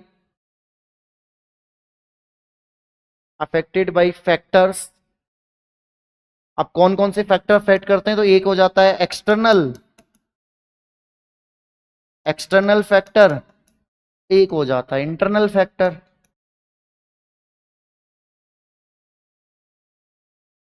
अब एक्सटर्नल फैक्टर में वही सब, वाटर हो गया, ऑक्सीजन हो गई, टेम्परेचर हो गया, न्यूट्रिएंट हो गए, और एक आ जाता है लाइट। तो ये सारा एक्सटर्नल फैक्टर है। इंटरनल फैक्टर आता है जेनेटिक मटेरियल, जो कि सेल के अंदर ही होता है, तो हम इसको बोलते हैं इंट्रासेल्यूलर, फैक्टर। और एक होता है हमारे पास प्लांट ग्रोथ रेगुलेटर्स, ये होते हैं हमारे पास, इनको शॉर्ट फॉर्म बोलते हैं पीजीआरएस, है ना? ये होते हैं इंटरसेल्यूलर फैक्टर, इंटरसेल्यूलर फैक्टर्स। ठीक है, तो ये हो गया हमारे पास इसका पहला पार्ट जिसका नाम था ग्रोथ। अब हम पढ़ेंगे डेवलपमेंट। डेवलपमेंट में देखो ये वाले हमने पढ़ लिए हैं, जेनेटिक मटेरियल हम 12th में पढ़ते हैं, है ना? 2 चैप्टर हमारे पास, ये हम 12th में पढ़ेंगे। और प्लांट ग्रोथ एंड रेगुलेटर हम मंडे को स्टार्ट। एक्सटर्नल में आ गए थे हमारे पास, वाटर हो गया, ऑक्सीजन हो गया। वाटर का हमने क्या देखा था कि जो वाटर होता है, जब सेल वाटर को एब्जॉर्ब करती है तो एब्जॉर्ब करके वो एक्सपेंड करती है, और जब वो एक्सपेंड करेगी वाटर को एब्जॉर्ब करके तो सेल की ग्रोथ होगी। सिंपल सी बात है, क्योंकि जब एक्सपेंशन हो रहा है तो सेल की ग्रोथ हो रही है वहां पे। दूसरा, अगर हम बात करें स्काई वाटर के बारे में, ऑक्सीजन बाद में देखेंगे। एक हमने पढ़ा था कि जो ऑक्सीजन होती है वो मेटाबॉलिक एनर्जी में भी काम आती है। ऑक्सीजन पे आ गया मैं वापस, है ना, वाटर पे। वाटर क्या करता है? जितनी भी मेटाबॉलिक रिएक्शंस होती हैं उनके लिए मीडियम प्रोवाइड करता है, क्योंकि हमने पहले चैप्टर में ही पढ़ा हुआ है कि main arena of cellular activities क्या होता है हमारे पास? वाटर ही होता है। ठीक है, दूसरी अगर हम बात करें ऑक्सीजन की, मेटाबॉलिक एनर्जी हमारे पास एटीपी इसी से बन के आती है। क्योंकि ऑक्सीजन की प्रेजेंस में माइटोकॉन्ड्रिया क्या करता है, एटीपी का फॉर्मेशन करवाता है। तो सिंपल है। न्यूट्रिएंट हो गए, मैक्रो न्यूट्रिएंट हो गए, माइक्रो न्यूट्रिएंट हो गए। कुछ न्यूट्रिएंट्स ऐसे होते हैं जो हमें बहुत ज्यादा रिक्वायरमेंट होती है बॉडी को, जैसे माइक्रो न्यूट्रिएंट्स है। कार्बन हो गया, हाइड्रोजन हो गया, ऑक्सीजन हो गया, है ना, और फास्फोरस हो गया, सल्फर हो गया। तो बहुत सारे ऐसे माइक्रो न्यूट्रिएंट है जो हमें लार्ज क्वांटिटी में रिक्वायरमेंट होते हैं। क्यों होते हैं? क्योंकि हमारी बॉडी के जितने भी प्रोटीन्स होते हैं, हम बात करूं एमिनो एसिड्स होते हैं, या जितने भी केमिकल रिएक्शन हो गए उसमें कोफैक्टर की तरह काम आ रहे हैं, या प्रोडक्ट उनकी वजह से ही बन रहा है, सबस्ट्रेट में न्यूट्रिएंट काम आ रहे हैं। तो ऑल ओवर हमारी बॉडी में बहुत ज्यादा माइक्रो न्यूट्रिएंट, मैक्रो न्यूट्रिएंट की इतनी रिक्वायरमेंट नहीं होती है, बट माइक्रो न्यूट्रिएंट के कंपैरिजन में कम होती है। उसके बाद में आ जाता है टेम्परेचर। तो अलग अलग जो ऑर्गेनिज्म होते हैं अलग अलग टेम्परेचर पे ग्रोथ शो करते हैं, सारे ऑर्गेनिज्म सेम टेम्परेचर पे ग्रोथ शो नहीं करते हैं। उसके बाद में हमने देखा इन एडिशन टू लाइट हो गया, ग्रेविटी हो गया। फोटोसिंथेसिस में हम पढ़ते हैं कि जितनी देर तक लाइट आएगी उतनी देर फोटोसिंथेसिस होगा। ठीक है, अब जितनी कम लाइट आएगी उतना कम फोटो, मतलब लाइट भी क्या करती है, हमारी ऑल ओवर डेवलपमेंट को इफेक्ट करती है। उसके बाद में हमारे पास आते हैं इंटरनल फैक्टर। तो अगर हम इंटरनल फैक्टर्स की बात करें तो इंटरनल का मतलब ये तो हो गया एक्सटर्नल, बॉडी के बाहर। इंटरनल मतलब बॉडी के अंदर। अब सोचो थोड़ा सा कि बॉडी के अंदर कौन से ऐसे फैक्टर हैं जो रिक्वायरमेंट है। तो एक तो जेनेटिक मटेरियल हो गया, क्योंकि जितनी भी रिएक्शन चलेंगी उसमें प्रोटीन काम आएगा। अब प्रोटीन काम आएगा तो सिंपल सी बात है, प्रोटीन तो डीएनए से बनेगा। तो एक तो हमारे पास जेनेटिक मटेरियल हो गया। दूसरा अगर हम बात करें कि जो प्रोसेस हमारी बॉडी के अंदर हो रही है उसको परफॉर्म कौन करवा रहा है, किस टाइम पे परफॉर्म होगी, कौन उसको एक्टिवेट करेगा। तो जितनी भी प्रोसेस हमारी बॉडी के अंदर हो रही है, या एक प्लांट की बात करें, हम प्लांट की बॉडी के अंदर हो रही है, तो वो जो प्रोसेस एट ए टाइम हो रही है, एक फिक्स टाइम में हो रही है, हर टाइम नहीं चलती रहती है। तो उनको उस टाइम पे एक्टिवेट करने वाले कुछ केमिकल्स होते हैं, उनको हम क्या बोलते हैं, हॉर्मोन्स। कि बिना हार्मोनल चेंजेस की कोई भी एक्टिविटी या कोई भी मेटाबॉलिक रिएक्शन परफॉर्म नहीं होती है बॉडी में। तो एक तो हो गया जेनेटिक मटेरियल, ये सेल के अंदर ही होता है, इसलिए हम उसको बोलते हैं इंट्रासेलुलर फैक्टर। दूसरे होते हैं plant growth regulators, plant hormone हम इनको बोलते हैं। दूसरा नाम हम इनका फाइटो हार्मोन भी लिखिए। कैसे इंटरसेल्युलर है, ये सेल के बीच में काम करते हैं, ना कि सेल के अंदर काम करते हैं। ठीक है, तेरी बात समझ में। इनको हम शॉर्ट फॉर्म में लिख देते हैं पीजीआर, है ना, प्लांट ग्रोथ रेगुलेटर्स। अब देखो जो जेनेटिक्स वाला पार्ट है ये वाला, ये तो हमारे पास 12th में आएगा। 12th में हमारे पास चैप्टर आएगा मॉलिक्यूलर आएगा। उसके अलावा हम पढ़ेंगे प्रिंसिपल, इनहेरिटेंस, इनहेरिटेंस पढ़ेंगे। ठीक है, तो मॉलिक्यूलर पढ़ेंगे और इनहेरिटेंस पढ़ेंगे, तो उनके अंदर हम ये सारी चीजें डिस्कस कर लेंगे। अभी हम बात करते हैं प्लांट ग्रोथ रेगुलेटर की। अब हमारी बॉडी में कुछ ऐसे हार्मोन होते हैं जो हमारे डेवलपमेंट को बढ़ाते हैं, इंस्पेंस की वो क्या कर रहे हैं, हमारी ग्रोथ को प्रमोट कर रहे हैं, ग्रोथ करवाने में हेल्प कर रहे हैं। कुछ ऐसे होते हैं जैसे मान लो वाटर स्ट्रेस कंडीशन है, वाटर नहीं है अवेलेबल। अगर उस कंडीशन में प्लांट के अंदर ऐसे हार्मोन रिलीज हो जाए कि चलो ग्रोथ करनी है, तो वो तो प्लांट के लिए नेगेटिव पॉइंट हो जाएगा ना, क्योंकि अभी वाटर अवेलेबल नहीं है। और उस कंडीशन में अगर प्लांट एक्सपेंड कर रहा है, प्लांट ग्रोथ शो कर रहा है, तो उसकी तो डेथ हो जाएगी। तो कुछ ऐसे हार्मोन होते हैं जो प्लांट को प्रमोट करते हैं ग्रोथ करने के लिए, कुछ ऐसे हार्मोन होते हैं जो प्लांट को इनिबिट करते हैं कि इस टाइम पे ग्रोथ नहीं करनी है।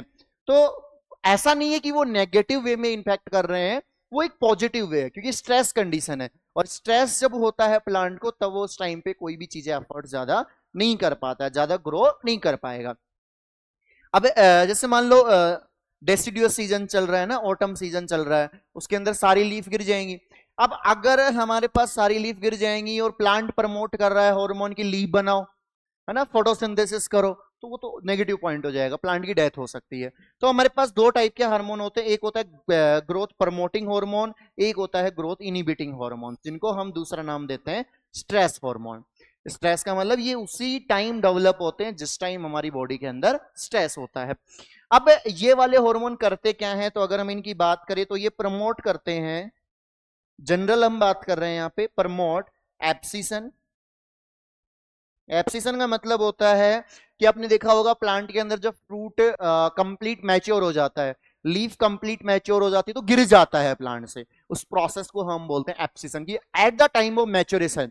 अगर मान लो कोई भी फ्रूट है, कोई भी लीफ है, वो मैच्योर हो गई है तो प्लांट के ऊपर एक तरीके से वजन हो गया कि अब मैच्योर हो गया, अब वो वहां पे लटका हुआ करेगा क्या, तो उसके अंदर न्यूट्रिएंट्स भेजने की वजह हम क्या करें, कहीं और न्यूट्रिएंट को सप्लाई कर सकते हैं। जैसे मान लो ये प्लांट है, अब यहाँ पे कोई एक फ्रूट लग रहा है, एक फ्रूट यहाँ पे लग रहा है, अब ये मैच्योर हो गया है, अब न्यूट्रिएंट तो इसी के पास जा रहे हैं, जब ये गिर जाएगा तो न्यूट्रिएंट कहां फ्लो करेंगे, ऊपर की तरफ फ्लो करने लगेंगे, तो उसकी वजह से हम क्या करते हैं, एब्सिशन करवाते हैं। दूसरा, सेनेसेंस को भी प्रमोट करता है। सेनेसेंस का मतलब हो गया प्लांट की जो डेथ की प्रोसेस है उसको हम क्या बोलते हैं, सेनेसेंस। दूसरा, डोरमेंसी को भी ये प्रमोट करते हैं। डोरमेंसी, डोरमेंसी का मतलब क्या होता है, जैसे आपके घर पे राइस होगा, राइस आपने इकट्ठा करके रखा, उसने ग्रो किया उस टाइम पे नहीं, आप जब उसको फील्ड के अंदर डालोगे तो ग्रो कर जाएगा। ऐसा क्यों हो रहा है, क्योंकि उस प्लांट के अंदर इनएक्टिव होने का प्रोसेस है, और कोई भी सीड जब एक पर्टिकुलर टाइम के लिए या जब उसके लिए अनफेवरेबल कंडीशन है तब वो इनएक्टिव रह पाए, तभी वो क्या कर सकता है, नेक्स्ट जनरेशन में अपने आप को ग्रो कर पाएगा। इसी वजह से तो एंजियोस्पर्म बने थे, क्योंकि जब हमने प्लांट किंगडम में डेवलपमेंट पढ़ा था वो इसी बेस पे है कि जिम्नोस्पर्म का ठीक है कि जिम्नोस्पर्म सीड बना रहे हैं, बट वो सीड बनते ही मैच्योरेशन होगा, और मैच्योरेशन होके वो ग्रो कर जाएगा, वहीं पे जर्मिनेट करेगा। बट एंजियोस्पर्म के अंदर ऐसा नहीं है, आप सीड को स्टोर करके नेक्स्ट जनरेशन में ग्रो कर सकते, मतलब इनएक्टिव स्टेज एक तरीके से, तो उसको हम क्या बोलते हैं, डोरमेंसी। अब अगर हम बात करें प्लांट ग्रोथ प्रमोटर हार्मोन की, तो एक हमारे पास होता है ऑक्सिन, एक हमारे पास होता है जिब्रेलिन, एक हमारे पास होता है साइटोकाइनिन, तीन हमारे पास क्या है, ग्रोथ हार्मोन। एक होता है इथाइलिन, जो इथाइलिन हार्मोन है ना, ये प्रमोटिंग भी होता है, ऑल्सो ए प्रमोटिंग हार्मोन, ये प्रमोटिंग हार्मोन है, बट इसके जो ज्यादा रोल्स हैं वो किस में आते हैं, स्ट्रेस कंडीशन के लिए आते हैं, मतलब ये ग्रोथ को प्रमोट करता है बट इसके इतने ज्यादा फंक्शन प्रमोटिंग में नहीं है, इसके बहुत कम फंक्शन है जो प्रमोटिंग में आते हैं, ज्यादातर ये इनिबिट करता है, इस वजह से हम इसको कहां लिखते हैं, इनिबिटिंग में। अगर मान लो सपोज दैट आपके पास कोई क्वेश्चन आ जाए और उस क्वेश्चन में पूछा जाए कि यहाँ पे इनिबिटिंग हार्मोन कौन सा है, और आपके पास दो ऑप्शन मान लो यही हो, एक इथाइलिन हो एक एब्सिसिक एसिड हो, तो आपको इथाइलिन को टिक नहीं करना है, क्योंकि वो प्रमोटिंग हार्मोन भी होता है, तो हम वहां पे क्या टिक करेंगे, एब्सिसिक एसिड, इसको हम शॉर्ट में बोलते हैं ABA,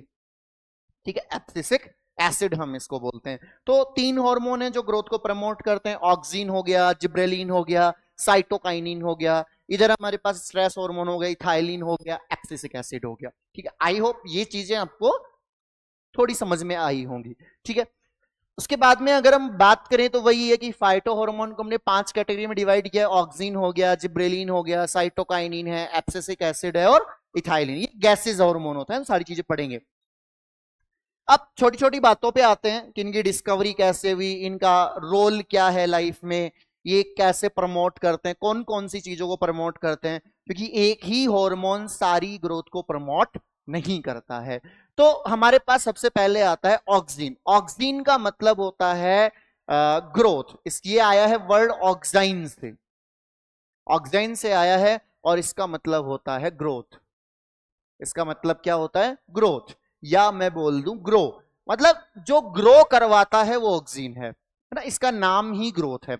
अब इसकी अगर हम डिस्कवरी की बात करें तो डिस्कवरी में हमारे पास आ जाते हैं, बाप बेटे का नाम है ना, चार्ल्स डार्विन और उसके जो सन है फ्रांसिस डार्विन, दोनों ने मिलके ऑक्सिन हार्मोन की सबसे पहले डिस्कवरी की। तो आपको पहली चीज तो यही ध्यान रखने की हार्मोन की डिस्कवरी किसने की है, क्योंकि बहुत बार ऐसा होता है कि ये सारे क्वेश्चन पूछे जाते हैं आपसे। तो डिस्कवरी किसने की, चार्ल्स डार्विन और उनके बेटे फ्रांसिस डार्विन ने करी। किसके ऊपर काम किया वो भी आपसे पूछा जा सकता है। तो कोलियोप्टाइल, पहले तो ये समझो कोलियोप्टाइल क्या होती है, जो प्लांट ऊपर की तरफ ग्रो कर रहा है, तो जो ऊपर वाला पार्ट है इसको हम क्या बोलते हैं, कोलियोप्टाइल, इसको हम क्या बोलते हैं, कोलियोप्टाइल। और ये क्या है हमारे पास, सूट सिस्टम, तो इसका जो टॉप मोस्ट पार्ट होता है इसको हम क्या बोलते हैं, कोलियोप्टाइल बोलते हैं। तो कोलियोप्टाइल जो होती है कैनरी ग्रास की है ना, कैनरी ग्रास नाम है एक प्लांट का, उसके अंदर ऐसा देखा। और यूनिलैटरल इल्यूमिनेशन इन सनलाइट, ये मैं एक बार एक्सपेरिमेंट आपको बता देता हूं, उस एक्सपेरिमेंट का नाम है एविना कर्वेचर मेथड। तो हम एक बार ये एक्सपेरिमेंट पढ़ लेते हैं, एक्सपेरिमेंट का नाम है एविना कर्वेचर मेथड। अब ये क्या था, ये ज्यादा कुछ नहीं है, आपको एक ही बारे में समझ में आ जाएगा। ध्यान दो इधर कि मान लो हमारे पास एक प्लांट था, ठीक है, हमारे पास नहीं, चार्ल्स डार्विन के पास एक प्लांट, ये हो गया। ये ग्रास का कोलियोप्टाइल है। कोलियोप्टाइल का मतलब जो टिप वाला पार्ट होता है उसको हम क्या बोलते हैं, कोलियोप्टाइल। अब जब हमने इसके ऊपर सनलाइट डाली तो हुआ क्या, हमारे पास जैसे ही सनलाइट इसकी कोलियोप्टाइल के ऊपर आई तो इसने क्या किया, जिस तरफ सनलाइट थी उस तरफ ये ऐसे मूव कर दिया, बेंडिंग हो गई। क्या हुई ये, bending toward light, toward light. तो ये क्या हो गई, बेंडिंग हो गई लाइट की तरफ। अब इन्होंने क्या सोचा, अब देखो दो चीजें हमारे पास, या तो जो टिप वाला पार्ट है वो बेंड करता है ना, वही सीधी सी बात है ना कि अगर ऊपर वाला पार्ट ऐसे बेंड कर रहा है तो इसका मतलब ऊपर वाला पार्ट बेंड कर रहा है खुद से, या हो सकता है उसके अंदर कुछ बन रहा हो, कोई ना कोई केमिकल बन रहा होगा जो उसको मूव करवा रहा होगा लाइट की तरफ। तो हमारे पास यहां से दो कंडीशन ही आती हैं कि या तो टिप वाले पार्ट में कुछ बन रहा है या टिप वाला पार्ट खुद मूव करवा रहा है। तो फिर उसने क्या किया, ये तो था पहला एक्सपेरिमेंट, फिर उसने दूसरा एक्सपेरिमेंट किया। दूसरे एक्सपेरिमेंट में क्या किया उन्होंने कि ये था हमारे पास कोलियोप्टाइल, इसको क्या किया उन्होंने, कट कर दिया, यहां से कट किया। अब कट किया तो कुछ इस तरीके का दिखा, ठीक है। अब इसके ऊपर जैसे सनलाइट अप्लाई हुई, कहां लेनी थी ना पहली, टाइम गया उसका तो, और क्या 8:45 पे होती है वो, 9:42, 10 मिनट बाद मेरी स्टार्ट होने वाली है। और क्या मैंने अभी पढ़ाने स्टार्ट किया, 15 मिनट से पढ़ा था, अभी मैंने कुछ नहीं पढ़ा, एक पेज पढ़ा है। अच्छा मैंने ज्यादा टाइम नहीं लगेगा, 15 मिनट हो गए ना, 30 मिनट बाद आ जाना आप, 30 मिनट, ठीक है। तो ये क्या हुआ हमारे पास, इसको हमने कट कर दिया। अब जब हमने इसको कट कर दिया तो अगर, क्या अगर, क्या सोचे थे, ध्यान दो। अब हमने इसके ऊपर लाइट अप्लाई की तो देखो सिंपल सी बात, अगर टिप की वजह से बेंडिंग हो रही थी तो अब नहीं होनी चाहिए, ठीक है। तो सिंपल, यहां पे बेंडिंग हुई नहीं, इसका मतलब टिप के अंदर कुछ तो गड़बड़ है, क्योंकि टिप थी तो बेंडिंग हो रहा था, टिप नहीं है तो बेंडिंग नहीं हो रहा है। फिर उन्होंने करवाया तीसरा एक्सपेरिमेंट। तीसरे एक्सपेरिमेंट में क्या करवाया उन्होंने कि यही कोलियोप्टाइल लेके इसको कट करवा दिया, कट करवा के इसको वापस से रख दिया इसके ऊपर, है ना, इस तरीके से ये हो गई कोलियोप्टाइल, और ये कट करके इसको वापस रख दिया। अब अगर टिप की वजह से बेंडिंग हो रही थी तो अब नहीं होनी चाहिए, क्योंकि अब तो हमने क्या कर दिया, टिप को कट करके रखा है। मतलब समझ पा रहे हो क्या बोल रहा हूं मैं, कि मैंने शुरू में दो चीजें बोली, या तो टिप की वजह से बेंडिंग हो रही होगी या टिप के अंदर कुछ बन रहा होगा, मैंने टिप काट के रख दी। अगर टिप की वजह से अभी बेंडिंग होनी थी तो नहीं होनी चाहिए, क्योंकि टिप हमने काट दी। अगर टिप के अंदर कुछ बन रहा था तो यहां पे बेंडिंग होगी। तो हमने क्या देखा कि ये लाइट की तरफ बेंड हो गया, इसका मतलब टिप टिप की वजह से बेंडिंग नहीं हो रही है, टिप के अंदर कुछ बन रहा है। टिप की वजह से बेंडिंग नहीं हो रही है, टिप के अंदर कुछ ना कुछ बन रहा है। तो फिर उन्होंने क्या किया कि बहुत सारे कोलियोप्टाइल लिए, है ना, ये उनका फोर्थ एक्सपेरिमेंट है। बहुत सारे कोलियोप्टाइल लिए, इन कोलियोप्टाइल को कट किया ऊपर से, और कट करके फिर उन्होंने एक बॉक्स लिया, बॉक्स टाइप आता है एक, इसको हम बोलते हैं अगार अगार, याद हो तो आपको, है ना, अगार अगार कहां बन रहा था, अगार ब्लॉक, अगार ब्लॉक याद है, अगार अगार कहां बना था, रेड एलगी के अंदर बना था। तो उसी अगार का एक ब्लॉक लिया, और इस ब्लॉक को उन्होंने क्या किया, ये थोड़ा सा ना,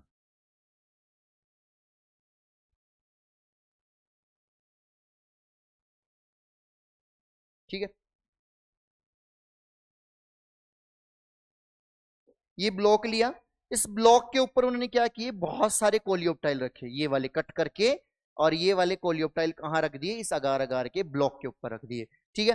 फिर उसके बाद उन्होंने क्या किया कि अगर मान लो इसके अंदर कुछ बन रहा था तो अब बेंडिंग होनी चाहिए, सही बात है। तो यहां पे उन्होंने ब्लॉक रखा, ब्लॉक, जैसे मान लो कोलियोप्टाइल थी, उसको थोड़ी देर के लिए ब्लॉक पे रखा, ब्लॉक पे रखे कोलियोप्टाइल को हटा दिया, उसके बाद जो कोलियोप्टाइल था वो कहाँ रख दिया उन्होंने, इसके ऊपर पुट किया। तो ये हो गया हमारे पास। अब जो ऊपर वाली हमने कट करी थी वो भी बेंडिंग रख दी। तो अगर इसके अंदर कुछ केमिकल बन रहा है उसकी वजह से बेंडिंग हो रही है तो होनी चाहिए, बेंडिंग हो रही है, एक मिनट ये हटा देते हैं ना, ये तो हटा दिए थे ना, हाँ। अब अगर इसके अंदर कुछ बनने की वजह से बेंडिंग हो रही है तो बेंडिंग होनी चाहिए, और बेंडिंग हुई, इसका मतलब टिप जरूरी नहीं है, टिप के अंदर जो केमिकल बन रहा है वो जरूरी था। अब देखो दोबारा समझो, सीधा सीधा सा एक कोलियोप्टाइल रखा, यानी कि स्टेम का ऊपर वाला पार्ट रखा, तो वो क्या हुआ, सनलाइट की तरफ मूव हो गया। तो दो चीजें समझ में आती हैं, या तो टिप मूव कर रही है, टिप के अंदर कोई केमिकल मूवमेंट कर रहा है। तो पहले तो उसने टिप कर दिया, काट ही दिया, तो फिर उसके बाद तो उसके अंदर जो बन रहा हो ना बन रहा हो तो मूवमेंट नहीं हुई, इसका मतलब टिप इंपॉर्टेंट है, प्लांट इंपॉर्टेंट नहीं है। फिर उसके बाद में उन्होंने क्या किया कि कट किया, कट करके रख दिया। इसका मतलब अगर टिप की वजह से मूवमेंट हो रहा है, उसके अंदर किसी केमिकल के निकलने की वजह से मूवमेंट नहीं हो रहा, तो मूवमेंट नहीं होना चाहिए, बट मूवमेंट हुआ, इसका मतलब टिप के अंदर केमिकल की वजह से मूवमेंट हो रहा है, टिप इंपॉर्टेंट नहीं है। फिर उसने क्या किया, बहुत सारी टिप को कट करके अगार ब्लॉक पे रखा। अगार ब्लॉक की कैपेसिटी होती है कि अंदर अगर उसके ऊपर आप कुछ भी रखोगे तो उनको एब्जॉर्ब कर लेता है, तो इसने एब्जॉर्ब किया और फिर उसी अगार के ब्लॉक को हमने रख दिया, तो बेंडिंग हो गई। इसका मतलब यहां से हमारे पास डिस्कवर हो गया एक हार्मोन जिसका नाम क्या था, ऑक्सीन। ठीक है, तो थोड़ा सा आप याद रख लेना। इसको यूनिलेटरल इल्यूमिनेशन होता है, यानी कि एक ही साइड में बेंडिंग होती है लाइट की तरफ, उसको हम बोलते हैं यूनिलेटरल इल्यूमिनेशन इन सनलाइट। मेथड आपको समझ में आया।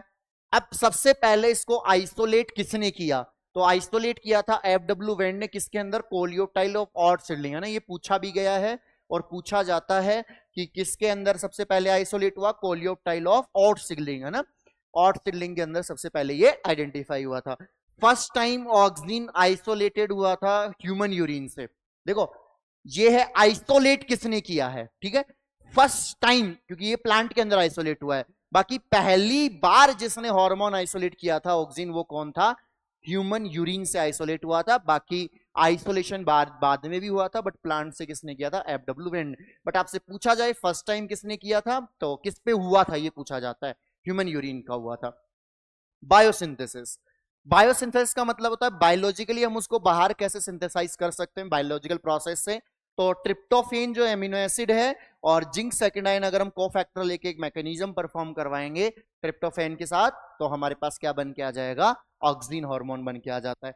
कहां बनता है ये आपको दो, मतलब कुछ चीजें हैं, एक तो डिस्कवरी हो गया, एक बायोसिंथेसिस, और एक कहां सिंथेसिस होता है प्लांट में। तो ये सिंथेसिस होता है रूट और सूट की एपेक्स के अंदर, एंड ट्रांसपोर्ट होता है अदर पार्ट ऑफ प्लांट। मतलब ये मान लो प्लांट है तो ये रूट की एपेक्स, ये सूट की एपेक्स, दोनों में बनेगा और फिर डिफरेंट पार्ट्स के अंदर ट्रांसपोर्ट होगा। तो ये सारी चीजें आपको ऑक्सीजन के लिए याद रखनी है। इसके बाद में कुछ फॉर्म्स हैं इसकी, आपको याद रखनी है वो, कि नेचुरल तरीके से जो ऑक्सीजन निकलता है वो कौन सा होता है, इंडोल 3 एसिटिक एसिड होता है, और एक होता है इंडोल 3 ब्यूटेरिक, IAA IBA। और अगर आपसे पूछा जाए ऑक्सीजन कैसा है, तो ऑक्सीजन क्या होता है, इज ए इंडोल कंपाउंड है। कैसा है, इंडोल कंपाउंड है। तो हो गया इंडोल 3 एसिटिक एसिड और इंडोल 3 ब्यूटेरिक, आपको सिंपल नाम याद रखने हैं। आर्टिफिशियल मतलब मार्केट में हमें जो मिलते हैं वो, एक तो आता है नेप्थिलीन एसिटिक एसिड Na, एक बनता है 2,4 डाइक्लोरोफिनॉक्सी एसिटिक एसिड 2,4-D, और एक आता है 2,4,5 क्लोरोफिनॉक्सी एसिटिक एसिड। तो ये 3 हार्मोन है ऑक्सीजन के फॉर्म जो आर्टिफिशियल है, और ये 2 जो है प्लांट के अंदर निकलती हैं। अब हम पढ़ते हैं कि इसका फिजियोलॉजिकल इफेक्ट क्या होता है, फिजियोलॉजिकल रोल क्या क्या है। एपिकल डोमिनेंस में हेल्प करता है। आप एक बार पहले एपिकल डोमिनेंस को समझो। जैसे मान लो ये हमारे पास एक प्लांट है, इसकी ये दो ये मान लो एक्स है, ये वाई है, और ये भी वाई है, ब्रांचेज हैं ये 3।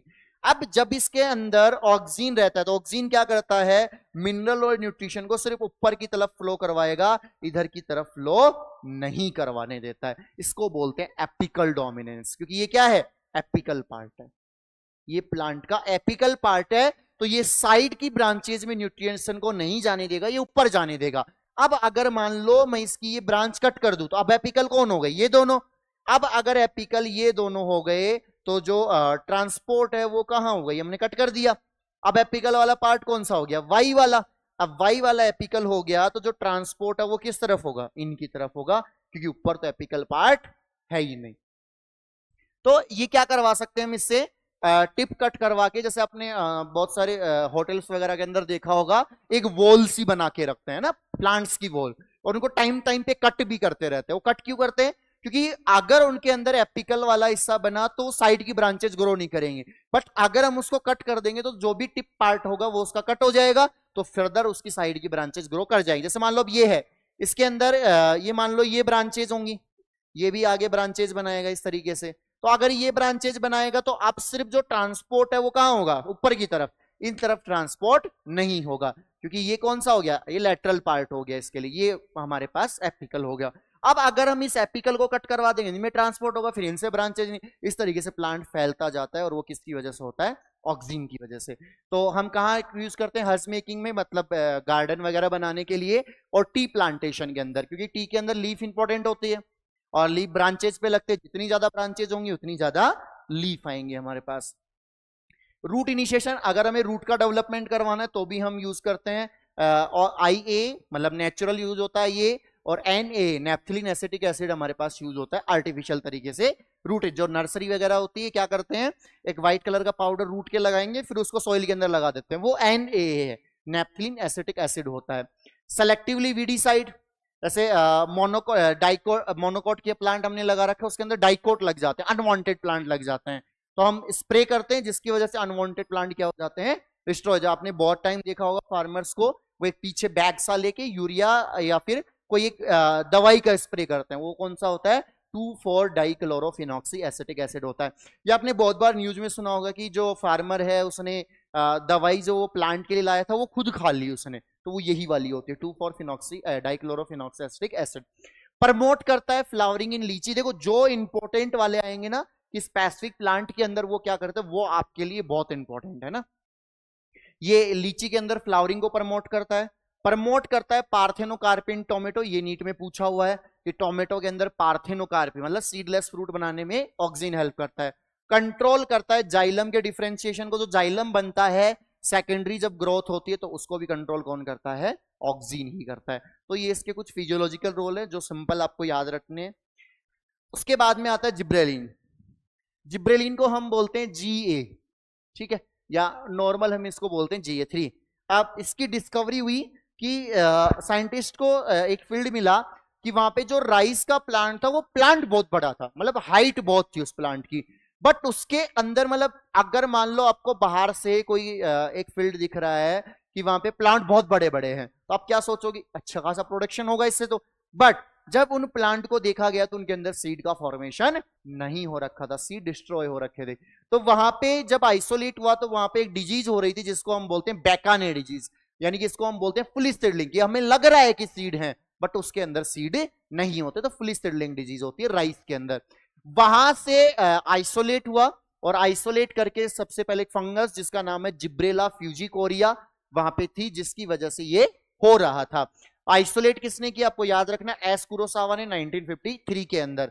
क्या किया था इन्होंने, स्टेराइल फिल्ट्रेशन। ये देखो क्यों करना जरूरी था, अगर मान लो जो प्लांट था उसको ऐसे ही गंदे हाथों से या मान लो कोई भी टेक्निक यूज ना करके ऐसे कोई फिल्टर पेपर लाए, उसे क्या कर दिया उन्होंने, फिल्ट्रेशन किया, तो हो सकता है उसमें माइक्रोब्स हो सकता है, कोई वायरस हो सकता है, कोई बैक्टीरिया हो सकता है, कोई अदर फंगस हो सकती है, कोई अदर माइक्रो ऑर्गेनिज्म हो सकता है, तो हम एक क्लियर पॉइंट तक नहीं पहुंच पाएंगे ये डिजीज फैला कौन रहा है। इस वजह से क्या करते हैं, स्टेराइल फिल्ट्रेशन ऑफ फंगस, तो वहां पे एक्टिव सब्सटेंस मिला जिसका नाम क्या था, जिब्रेलिक एसिड।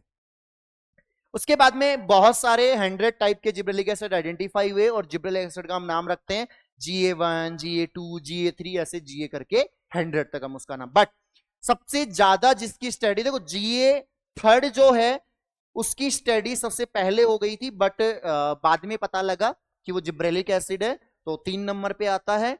बाकी के मतलब इससे पहले 2 डिस्कवरी हो चुकी थी हार्मोन की, बट पता नहीं था कि वो जिब्रेलिक एसिड है, जब बाद में पता लगा तो GA3 को कौन सा नाम दिया गया, 3rd।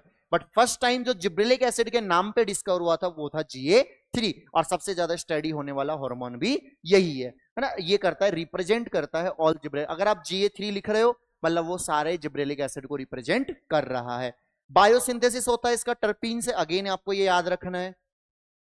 सिंथेसिस प्लांट के अंदर कहां बनता है? सूट एपिकल मेरिस्टेम में बनता है, रूट में नहीं बनता है। बर्ड्स के अंदर बनता है, बर्ड्स यानी कि फ्लावर बर्ड्स के अंदर, और जर्मिनेटिंग सीड, जो सीड जर्मिनेट कर रहा होता है उसके अंदर इसका फॉर्मेशन होता है। अब इसके फिजियोलॉजिकल इफेक्ट कुछ ज्यादा हैं, तो देख लेते हैं हम एक एक करके। Speed up malting process. Malting process क्या होती है? जो फर्मेंटेशन की प्रोसेस होती है, जो हम सीरियल्स लेते हैं या फ्रूट्स लेते हैं, उनको फर्मेंटेट करके अल्कोहल का फॉर्मेशन करते हैं। तो अल्कोहल के फॉर्मेशन की अगर प्रोसेस हमें ज्यादा करनी है, फास्ट करवानी है, तो हम जिब्रेलिक एसिड को यूज कर सकते हैं। यूज इन वाइन इंडस्ट्रीज के अंदर ये यूज होता है। अगर हम इसको स्प्रे करें कॉनिफर्स प्लांट यानी कि जिम्नोस्पर्म के ऊपर स्प्रे करें, तो ये प्रमोट करता है अर्ली फ्लावरिंग को, मतलब जल्दी फ्लावरिंग करवा देगा। मतलब मान लो कि फ्लावरिंग 1 महीने बाद आ रही थी, तो फ्लावरिंग 1 महीने पहले आ जाएगी, तो अर्ली फ्लावरिंग को प्रमोट करता है। प्रमोट करता है सीड जर्मिनेशन, क्योंकि जर्मिनेटिंग सीड के अंदर प्रेजेंट है, तो ऑब्वियस सी बात है कि वो सीड जर्मिनेशन को प्रमोट करेगा। दूसरा, ये इंक्रीज करता है height of genetically dwarf plant, मतलब ऐसा कोई भी प्लांट जिसके जेनेटिक्स या उसके डीएनए में नहीं है हाइट ज्यादा, रिसेसिव जीन है हाइट का, उसको भी ये प्रमोट करके डोमिनेंट बना देता है, उसकी हाइट इंक्रीज करवा। चिंता मत करो, आप लोगों की नहीं बढ़ेगी, इतनी ही रहेगी, है ना, सिर्फ प्लांट के लिए। दूसरा, अगर नोड्स के अंदर प्रेजेंट है, दूसरा इंटरनोड इलोंगेशन करवाने में हेल्प करता है। अब अगर हम इंटरनोड की बात करें, तो थोड़ा सा दिमाग में लाओ शुगर कैन का एग्जांपल। शुगर कैन के अंदर क्या इंपॉर्टेंट होता है? इंटरनोड। अगर मान लो हम शुगर कैन की जो फार्मिंग कर रहे हैं उसके ऊपर जिब्रेलिक एसिड वहां पे स्प्रे कर दें, तो इंटरनोड बढ़ेगा। इंटरनोड बढ़ेगा मतलब शुगर कैन का साइज बढ़ेगा, लेंथ बढ़ेगी, तो हमारे पास प्रोडक्शन ज्यादा हो सकता है। तो increase length of the internode just prior to flowering in rosette plants, जैसे कि बीट कैबेज के अंदर करता है। मतलब ये स्पेसिफिक है, अगर हम बीट कैबेज के अंदर फ्लावरिंग आने से पहले अगर जिब्रेलिक एसिड का स्प्रे कर देते हैं, तो उसके अंदर इंटरनोड इलोंगेशन हो जाता है। Increase branch length in grapes, क्योंकि ग्रेप्स के अंदर क्या होता है, ग्रेप्स पास पास लगते हैं। अगर हम वहां पे इंटरनोड बढ़ा देंगे तो ग्रेप्स थोड़ा सा दूर लगेंगे, दूर लगेंगे तो स्पेस मिलेगा, स्पेस मिलेगा तो उनका साइज बढ़ सकता है।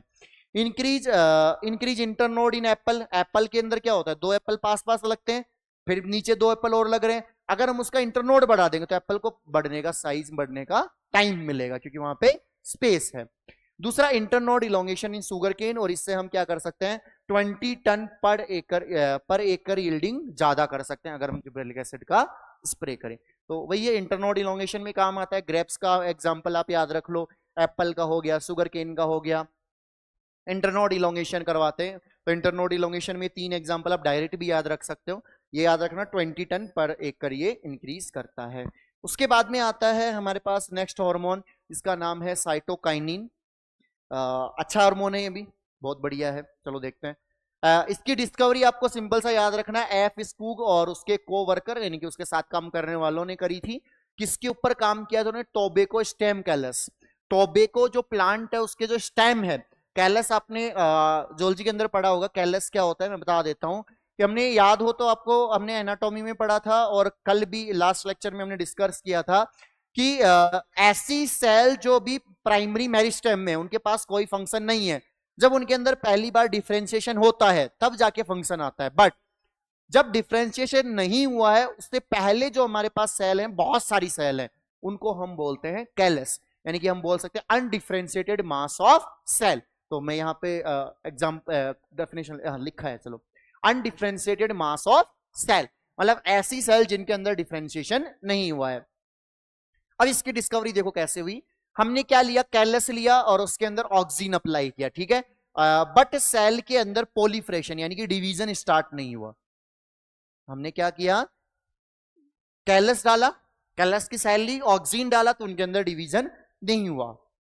फिर हमने क्या किया, कैलस, ऑक्सीजन और उसके साथ में ऐड किया कोई भी एक एक्सट्रैक्ट। कौन सा हो सकता है? यीस्ट का हो सकता है, कोकोनट मिल्क हो सकता है, डीएनए हो सकता है, या वेस्कुलर टिश्यू हो सकते हैं। इनमें से कोई भी एक्सट्रैक्ट जब ऐड करते हैं तो सेल पॉलीफ्रेट करना स्टार्ट कर देती है, सेल डिवीजन और डिफरेंशिएशन होना स्टार्ट हो जाती है। अब ऐसा क्यों हुआ होगा? अब देखो, कैलस और ऑक्सीजन तो था ही, अब हो सकता है कि यीस्ट, कोकोनट मिल्क, डीएनए और वेस्कुलर टिश्यू इनके अंदर कुछ होगा। तो ध्यान दो इधर कि कोकोनट मिल्क क्या है, न्यूक्लियस है, और डीएनए कहां होता है, न्यूक्लियस में, मतलब न्यूक्लियस काम का नहीं है, डीएनए काम का है। वेस्कुलर टिश्यू में भी क्या होता है, डीएनए। यीस्ट के अंदर भी क्या होगा, डीएनए। तो हम डीएनए पे बात करें, डीएनए क्या होते हैं, डीएनए के अंदर होगा नाइट्रोजन बेस होगा, फॉस्फेट होगा, और एक हमारे पास क्या आ जाएगा, पेंटोस शुगर आ जाएगी। तो हो सकता है इन तीनों से कुछ ना कुछ बनता होगा जिसकी वजह से साइटोकाइनिन बना है। तो अगर हम देखें आइसोलेट किसने किया, तो मिलर एट ऑल ने किया, डिस्कवरी उसने किया, आइसोलेट इसने किया। और जो साइटोकाइनिन होता है उसकी क्रिस्टल लाइक स्ट्रक्चर होती है ना, क्रिस्टल जैसे छोटे छोटे क्रिस्टल बनते हैं। नेचुरल नेचुरल फॉर्म जो प्लांट के अंदर निकलती है जियाटीन फॉर्म है, नेचुरल जियाटीन है, isolated from the corn and coconut milk से आइसोलेट हुई थी। आर्टिफिशियल है काइनेटीन, जो आइसोलेट हुई एडिनिन। देखो आ गया ना, मैंने क्या बोला था, तीन चीजें होंगी। तीन चीजें क्या क्या हो सकता है, नाइट्रोजन बेस, फॉस्फेट और पेंटोस शुगर। बट यहाँ पे एडिनिन मतलब नाइट्रोजन बेस से बनता है, और उसमें कौन सा, प्यूरिन नाइट्रोजन बेस से बनता है, जिसका नाम क्या है, ये भाई आपको याद रखना, इस साल नीट में पूछा गया है ये, N6 फर्फ्यूलाइल एमिनो एसिड, है ना। तो ध्यान रखना है आपको, जो नाइट्रोजन बेस से काइनेटिन आइसोलेट हुआ तो उसका नाम क्या है, उसका N6 फर्फ्यूराइल एमिनो एसिड। दूसरा, ये कहां सिंथेसिस होता है, तो ये होता है रूट एपिक्स के अंदर भी बनता है, डेवलपिंग सूट बर्ड्स के अंदर भी बनता है, और यंग फ्रूट्स के अंदर भी ये इसका डेवलपमेंट होता है। अगर इसके फिजियोलॉजिकल इफेक्ट देखें तो अगर हम ऐड कर दें साइटोकाइनिन के साथ जिब्रेलिन, मतलब दोनों हार्मोन को ऐड कर दें, तो ये पोमेलिन बनता है, जो क्या करता है, एप्पल की साइज को बढ़ाने में हेल्प करता है। सेल डिवीजन करवाएगा, क्योंकि देखो इसको ऐड करने से सेल डिवीजन हो रहा था, है ना, ध्यान दो इधर। यहाँ पे जैसे ही हमने ये इनमें से कोई भी एक्सट्रैक्ट ऐड किया तो सेल डिवीजन होना स्टार्ट हो गया, इसका मतलब ये सेल डिवीजन में हेल्प करेगा। सेल डिवीजन में हेल्प करेगा तो नई लीव बनाएगा, नई लीव बनाएगा, नया क्लोरोप्लास्ट बनेगा। ऐसा होगा, नई लीव बना रहा है तो सेनेसेंस, यानी कि सेनेसेंस की प्रोसेस में पहले लीफ फॉल होती है। तो अगर मान लो कोई एक ऐसा हार्मोन है जो नई लीफ बना रहा है, तो ऐसा हो सकता है कि वो हार्मोन लीफ को फॉल होने देगा, नहीं, वो सेनेसेंस को डिले करेगा। अगर ऐसा, दूसरा ओवरकम एपिकल डोमिनेंस, जो हम प्लांट्स में पढ़ रहे थे कि अगर ऑक्सीन होगा, अगर ऑक्सीन होगा तो ये तो मान लो ऑक्सीन की कंडीशन है, तो अगर ऑक्सीन होगा तो ये मान लो एक्स ये वाई ब्रांच, ये भी वाई ब्रांच, और ट्रांसपोर्ट सिर्फ ऊपर होगा, इधर की तरफ ट्रांसपोर्ट नहीं होगा। बट अगर हम यहां पे कौन सा हार्मोन स्प्रे कर दें, साइटोकाइनिन, तो साइटोकाइनिन के डालने की वजह से क्या होगा, जो ये डोमिनेंस वाला इफेक्ट आ रहा था, ये कौन सा है, साइटोकाइनिन, तो जो डोमिनेंसी वाला इफेक्ट था उससे क्या हो सकता है, प्लांट ओवर यहां भी होगा, इधर भी होगा, इधर भी होगा, तो वाई में भी होगा ट्रांसपोर्ट, और एक्स में भी होगा ब्रांच में। तो ये क्या करता है, एपिकल डोमिनेंस से ओवरकम करता है, मतलब अपोजिट टू ऑक्सीन है। फास्ट मोबिलाइजेशन, क्योंकि अगर नई लीफ बना रहा है, क्लोरोप्लास्ट बना रहा है, सेल डिवीजन करवा रहा है, तो न्यूट्रिएंट का फास्ट मोबिलाइजेशन भी करवाता है। दूसरा, अगर हम बात करें ऑक्सीन और साइटोकाइनिन के रेशियो की, तो अगर मान लो साइटोकाइनिन कम है और ऑक्सीन ज्यादा है, ऑक्सीन ज्यादा है साइटोकाइनिन कम है, तो किसका फॉर्मेशन होता है, रूट इनिशिएशन होता है, रूट इनिशिएशन होता है, ठीक है। और अगर मान लो साइटोकाइनिन ज्यादा है और ऑक्सीन कम है, ऑक्सीन की कंसंट्रेशन क्या है, कम है, तो सूट इनिशिएशन होता है, ठीक है। तो अगर ऑक्सीन की कंसंट्रेशन ज्यादा है, साइटोकाइनिन की कम है, अगर आपने ऐसा कोई एक मीडियम बनाया है तो सूट बनेगा, रूट बनेगा। और अगर आपने उसमें ऑक्सीन कम रखा है, साइटोकाइनिन ज्यादा रखा है, तो सूट इनिशिएशन होता है। इसके बाद में ये हो गए हमारे पास ग्रोथ प्रमोटिंग हॉर्मोन्स। इसके बाद में आ जाते हैं ग्रोथ इनिबिटिंग हॉर्मोन, जिसमें सबसे पहला आता है ABA एब्सिसिक एसिड। डिस्कवरी 1960 के अंदर 3 हार्मोन मिले या 3 केमिकल मिले, जिसका नाम था, एक का इनिबिटर सेकंड, एक का नाम था एप्सिसन बी, एक का नाम था डोरमिन। जब बाद में पता लगा तो तीनों के तीनों क्या थे, एब्सिसिक एसिड। तो तीनों के नाम आपको याद रखने हैं, कौन कौन सा, इनिबिटर सेकंड, एप्सिसन बी और डोरमिन, तो ये बी होते हैं। बायोसिंथेसिस किससे करवाते हैं, कैरोटीनॉइड से बायोसिंथेसिस होता है इनका, उसका प्यूरिन से होता है। सिंथेसिस इन कहां बनता है ये प्लांट, सेनेसेंस, जहां पे भी लीफ फॉल फ्रूट फॉल की प्रोसेस चल रही होगी वहां पे, क्योंकि इनिबिटिंग हार्मोन है, डोरमेंसी की प्रोसेस करवाएगा प्लांट के अंदर। बट ग्रेट इफेक्ट कहां करता है, जहां पे प्लांट की ग्रोथ और डेवलपमेंट ज्यादा होता है। ऐसे एरियाज जहां पे प्लांट बहुत ज्यादा ग्रो करता है या प्लांट जहां से बहुत ज्यादा डेवलपमेंट करता है, उस एरिया के अंदर ये ग्रोथ को और डेवलपमेंट को इनिबिट कर देता है, क्योंकि स्ट्रेस कंडीशन है। तो अगर वो एरिया ग्रो करेंगे तो प्लांट की डेथ हो जाएगी, तो दोबारा से वो कभी भी ग्रो नहीं कर पाएंगे। फिजियोलॉजिकल इफेक्ट, अब फिजियोलॉजिकल इनिबिटिंग वाले होंगे, मेटाबॉलिज्म कम करेगा, मेटाबॉलिज्म कम करेगा तो सीड जर्मिनेशन नहीं हो पाएगा, क्योंकि अगर मेटाबॉलिक प्रोसेस नहीं चलेंगी तो सीड का जर्मिनेशन भी नहीं होगा। ये होता है एंटागोनिस्टिक टू जिब्रेलिक एसिड, यानी कि वहां पे हमने लिखा कि सीड जर्मिनेशन करवाएगा, यहाँ पे हम लिख रहे हैं नहीं करवाएगा। उसमें हमने लिखा कि मेटाबॉलिज्म बढ़ाएगा, इसमें हम लिख रहे हैं नहीं बढ़ाएगा। मतलब ये क्या है, antagonistic to gibberellic acid. Promote किसको करेगा प्लांट में, मैच्योरेशन को प्रमोट करेगा, सीधी सी बात है। डोरमेंसी को प्रमोट करेगा, सेनेसेंस को प्रमोट करेगा, ग्रोथ को तो करेगा नहीं है। Help in the seed dispersal, seed dispersal का मतलब होता है जैसे सीड बना और जब सीड ब्रेक होता है उस प्रोसेस को हम क्या बोलते हैं, सीड का डिसेंस, उसमें भी हेल्प करवाएगा।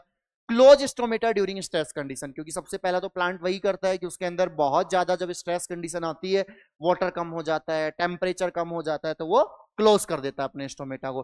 Plant overcome the unfavourable condition, ये क्यों करता है, से प्लांट के लिए जो अनफेवरेबल कंडीशन आई वो उसे ओवरकम कर पाए, अदरवाइज प्लांट की डेथ हो सकती है ना। ये हो गया एब्सिसिक एसिड। उसके बाद में नेक्स्ट आता है इथाइलिन। इथाइलिन की अगर एक बात करें तो गैसेज हार्मोन है ना, लिक्विड नहीं है। Speed up ripening process in unripe banana, मतलब कहां से डिस्कवर हुआ, देखो सिंपल सी बात है। आप क्या करो, आप इनमैच्योर बनाना रखो, ठीक है, एक आप राइपन वाला मतलब पका हुआ मैच्योर बनाना उनके पास में रख दो। आप देखोगे कि सारे बनाना पक गए हैं, ऐसा क्यों हुआ होगा, हो सकता है वो पका हुआ जो है, जो मैच्योर बनाना है, उससे कुछ ना कुछ रिलीज हुआ जिससे सब पक गए, ठीक है। जैसे क्लास में अगर एक कोई भी ऐसा होता है उसकी वजह से एक अच्छा बच्चा खराब हो सकता है, तो वैसे ही हो रहा है यहाँ पे। या एक गंदा बच्चा है, क्लास पूरी अच्छी है, तो उसको अपने आप भी अच्छा होना पड़ जाता है। जैसे मान लो आप कहीं पे जा रहे हो और एप्पल का कहीं पे कोई गार्डन लगा है ना, एप्पल वैली है कहीं पे, अब वहां पे एप्पल लगे हो, क्या आपको अंदर जाके देखने की जरूरत पड़ेगी कि एप्पल लगे, आपको बाहर स्मेल आएगी, उससे पता लग जाएगा कि अंदर एप्पल लगे हुए हैं। तो जो स्मेल आ रही है ना वो किसकी है, इथाइलिन हार्मोन की है। तो ये कहां पे मिला, एक तो राइपनिंग प्रोसेस जल्दी हो जाती है इस प्रोसेस से, इस हार्मोन। दूसरा वोलेटाइल कंपाउंड है ना, फैलने वाला कंपाउंड है, आइसोलेट हुआ फ्रॉम राइपेंड ऑरेंज के अंदर, ये आइसोलेट हुआ, ठीक है। किसने किया, एच कोजेन ने किया, volatile compound in gases hormone, एक गैसेस हार्मोन की फॉर्म में, वोलेटाइल कंपाउंड की फॉर्म में इथाइलिन को आइसोलेट किया। सिंथेसिस कहां होता है, एक तो एक्सिसन की प्रोसेस जहां पे चल रही है वहां पे होगा, एक ripened process in fruit and leaves, मतलब जहां भी मैच्योरेशन की प्रोसेस चल रही है वहां पे अवेलेबल होगा एप्सिसन और ripening process in fruit and leaves. Ripening का मतलब होता है मैच्योरेशन प्रोसेस, है ना, वही होती है। अगर हम एग्रीकल्चर की बात करें तो हम गैस को स्प्रे नहीं कर सकते हैं, है ना। एग्रीकल्चर के अंदर हम लिक्विड स्प्रे कर सकते हैं, सॉलिड डाल सकते हैं, बट हम वहां पे गैस को स्प्रे नहीं कर सकते। एग्रीकल्चर के लिए एक एक्वस सॉल्यूशन बना है जिसका नाम है इथोफेन, ठीक है। ये स्लो प्रोडक्शन होता है प्लांट के अंदर बट फास्ट मोबिलाइजेशन हो जाता है, पॉसिबल है इसका। इसके स्पेसिफिक रोल है इथोफेन के एग्रीकल्चर के अंदर, ये प्रमोट, ये आपको याद रखने हैं क्योंकि बहुत इंपॉर्टेंट है, बहुत बार पूछे भी गए हैं एग्जाम में तीनों के तीनों। तो प्रमोट करता है flowering and abscission in mango, tomato और एप्पल, कि ये फ्रूट की जो राइपनिंग की प्रोसेस है, जो मैच्योरेशन की प्रोसेस है और जो एब्सिसन की प्रोसेस है, मैंगो, टोमेटो और एप्पल के अंदर प्रमोट करता है। आपने देखा होगा कि अपने एप्पल वैली देखी होगी, ऑब्वियसली बात है, वहां पे जब एप्पल लग जाते हैं तो वहां पे एक दवाई का स्प्रे करते हैं लाके, वो जो मेडिसिन लेके आते हैं जिसका हम स्प्रे कर रहे हैं वो इथाइलिन हार्मोन है, इथोफेन हम उसको बोल सकते हैं। इससे क्या हो, एप्पल की जो राइपनिंग की प्रोसेस है वो जल्दी हो जाए, ठीक है। प्रमोट करता है फीमेलनेस इन कुकुम्बर, अगर कुकुम्बर का जो प्लांट है उसमें मेल प्लांट बहुत ज्यादा है, फीमेल प्लांट कम है, अब प्रोडक्शन तो हमें फीमेल ही दे सकती है, मेल प्लांट से तो प्रोडक्शन होगा नहीं, वो तो कम भी होंगे तो भी काम चल जाएगा। तो वहां पे ये क्या करता है, कुकुम्बर के अंदर मेल प्लांट को फीमेल बनाने का पावर रखता है ना, तो उसको फीमेल बना देगा, फीमेल फ्लावर लगेंगे, तो फीमेल फ्लावर रहेंगे तो हमारे पास प्रोडक्शन भी ज्यादा होगा, तो फीमेलनेस को ये प्रमोट करता है। प्रमोट करता है फ्लावरिंग को एंड सिंक्रोनाइजिंग, सिंक्रोनाइजिंग का मतलब हो गया सेम टाइम मैच्योरेशन, सिंक्रोनाइजिंग का मतलब क्या हो गया, same time maturation, same time maturation, same time maturation of stigma, carpal and स्टेमन लिख देते हैं ना, स्टेमन एंड कार्पल, क्योंकि अगर ये सेम टाइम पे मैच्योरेशन होंगे तो इनके अंदर रिप्रोडक्शन पॉसिबल है, फर्टिलाइजेशन पॉसिबल है। तो ये सिंक्रोनाइजिंग को किसके अंदर, पाइन एप्पल के अंदर प्रमोट करते हैं, तो स्पेसिफिक है। उसके बाद में है इसके फिजियोलॉजिकल रोल, मतलब इथाइलिन के वो इथोफेन के थे, तो सेम ही होंगे, कुछ ज्यादा डिफरेंस। प्रमोट करता है एप्सिसन, एप्सिसन को प्रमोट करता है, राइपनिंग प्रोसेस को, फ्रूट लीव सेम लाइन है। जैसे थिक वॉल जो होती है ना, कॉटन की, चेरी की, वॉलनट की, वो सारी जो थिक वॉल बनती है वो राइपन होने में अगर नॉर्मल देखे तो टाइम ज्यादा लगेगा, तो उसको ये जल्दी प्रोसेस करवा देता है। प्रमोट करता है रूट हेयर फॉर, देखो रूट फॉर्मेशन में auxin, but root hair formation में ये इंक्रीज करता है सरफेस एरिया ऑफ रूट। देखो आगे ये पॉजिटिव इफेक्ट है, मैंने बोला था एक ग्रोथ प्रमोटिंग में काम आता है। स्पीड अप करता है राइपनिंग प्रोसेस इन फ्रूट, ठीक है, इंक्रीज रेट ऑफ रेस्पिरेशन। अब कोई भी फ्रूट है उसके अंदर अगर हम राइपनिंग की प्रोसेस बढ़ाएंगे तो जो हमें स्मेल आ रही है वो कब आएगी, जब उसके अंदर रेस्पिरेशन ज्यादा होगा, जब उसके अंदर गैसेस रिलीज होंगी, तो ये रेस्पिरेशन की रेट को बढ़ा के फ्रूट का मैच्योरेशन जल्दी करवा देता है। प्रमोट करता है, देखो सीड जर्मिनेशन को, पॉजिटिव इफेक्ट है। प्रमोट करता है seed germination in peanut and potato tuber, ये आपको याद रखना है क्योंकि स्पेसिफिक है, इन दोनों के अंदर, ये सबके अंदर करवाता है बट इन दोनों के अंदर इंपॉर्टेंट रोल है इसका। ये सीड जर्मिनेशन करवाता है पीनट और पोटैटो ट्यूबर्स के अंदर। इंक्रीज करता है length of internode and petiole in rice plant, देखो ये भी पॉजिटिव इफेक्ट है कि जो राइस का प्लांट होता है अगर वो मान लो वाटर के अंदर रहेगा तो लीफ अच्छे तरीके से फोटोसिंथेसिस नहीं कर पाएंगे, डेवलप नहीं हो पाएगी, क्या करता है उससे लीफ के पेटियोल को बढ़ा देता है, दूसरा उसके इंटरनोड को बढ़ा देता है। तो अगर लेंथ होगी तो जो लीफ है वो सरफेस पे आएगी, सरफेस पे आएगी तो इजीली फोटोसिंथेसिस कर पाएगी। अब जो इथाइलिन है इसका एक रोल हो रहा है, ये प्रमोट करता है ट्रिपल रेस्पॉन्स, ये इसी का रोल है बस, परफॉर्म ट्रिपल रेस्पॉन्स। ये क्या होता है ये आपने देखा होगा, बस पढ़ा आज रहे हो बस। देखो अगर मान लो ये हमारे पास सोइल है, ठीक है, ये सोइल मान लेते हैं, ये हो गई हमारे पास सोइल, ठीक है। अब कोई भी प्लांट इसके अंदर ग्रो कर रहा है तो आपने देखा होगा कि प्लांट अगर मान लो ऊपर की हम बात करें टॉप लेवल की या नीचे वाले की, है ना, वो मेरिस्टेमेटिक है। मेरिस्टेमेटिक मतलब बहुत ही ज्यादा थिन स्ट्रक्चर है वो और लूज है वो। अगर मान लो डायरेक्ट ऊपर की तरफ प्लांट निकल रहा है तो अगर वो डायरेक्ट सॉइल को हिट करेगी तो सॉइल तो हार्ड है तो टूट जाएगा, तो प्लांट तो कभी ग्रो नहीं कर ही नहीं पाता। आपने देखा होगा प्लांट जब भी बाहर आता है तो इस पोजीशन में, एक हुक की पोजीशन में बाहर आता है, उसके बाद वो ऊपर आके खुलता है, तो उसको हम बोलते हैं एपिकल हुक का फॉर्मेशन। तो यहाँ पे जो प्लांट होता है वो हमेशा इस फॉर्म में बाहर आता है, ऐसे कुछ बाहर आता है, तो ये किसका फॉर्मेशन करता है, formation of apical hook, formation of apical hook,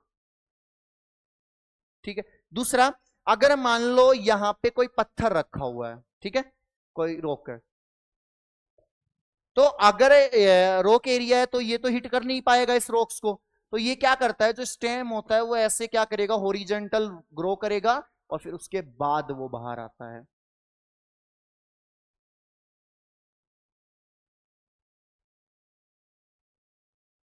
ये इस तरीके से बाहर आता है इसको हिट करके, तो ये इस प्रोसेस को हम क्या बोलते हैं, हॉरिजॉन्टल ग्रोथ ऑफ स्टेम, ये भी करवाता है, हॉरिजॉन्टल ग्रोथ ऑफ स्टेम, तो ये करवाने में भी ये हेल्प करता है। तो पहला फंक्शन ये हो गया, दूसरा ये हो गया। तीसरा, जब ये कंप्लीट प्लांट बाहर निकल के आ जाता है उसके बाद एक्सपोज होता है, इससे पहले एक्सपोज नहीं होता है, तो expansion of plant, expansion of seedling, तो सीडलिंग का एक्सपेंशन भी या हम एक्सपोज्ड लिख सकते हैं, सीडलिंग का एक्सपोज भी यही करवाता है, ये थर्ड फंक्शन है। तो प्लांट डायरेक्ट बाहर नहीं आ सकता तो हुक बना के उसको बाहर निकालेगा जिससे हुक हिट करे और मेरिस्टेमेटिक्स जो सेल्स हैं वो क्या रहे, कवर्ड रह जाए इससे। दूसरा, कोई रोक वाला एरिया गया, अगर मान लो कोई पत्थर रखा हुआ है तो उसको हिट नहीं कर पाएगा वो, तो वो ग्रो करेगा उसके साथ साथ में हॉरिजॉन्टल, और फिर उसके बाद में जहां वो खत्म होगा वहां से प्लांट बाहर आ जाता है, और जब वो कंप्लीट बाहर आ जाता है उसके बाद में वो एक्सपेंड करता है, तो ये ट्रिपल रेस्पॉन्स है जो प्लांट परफॉर्म करता है।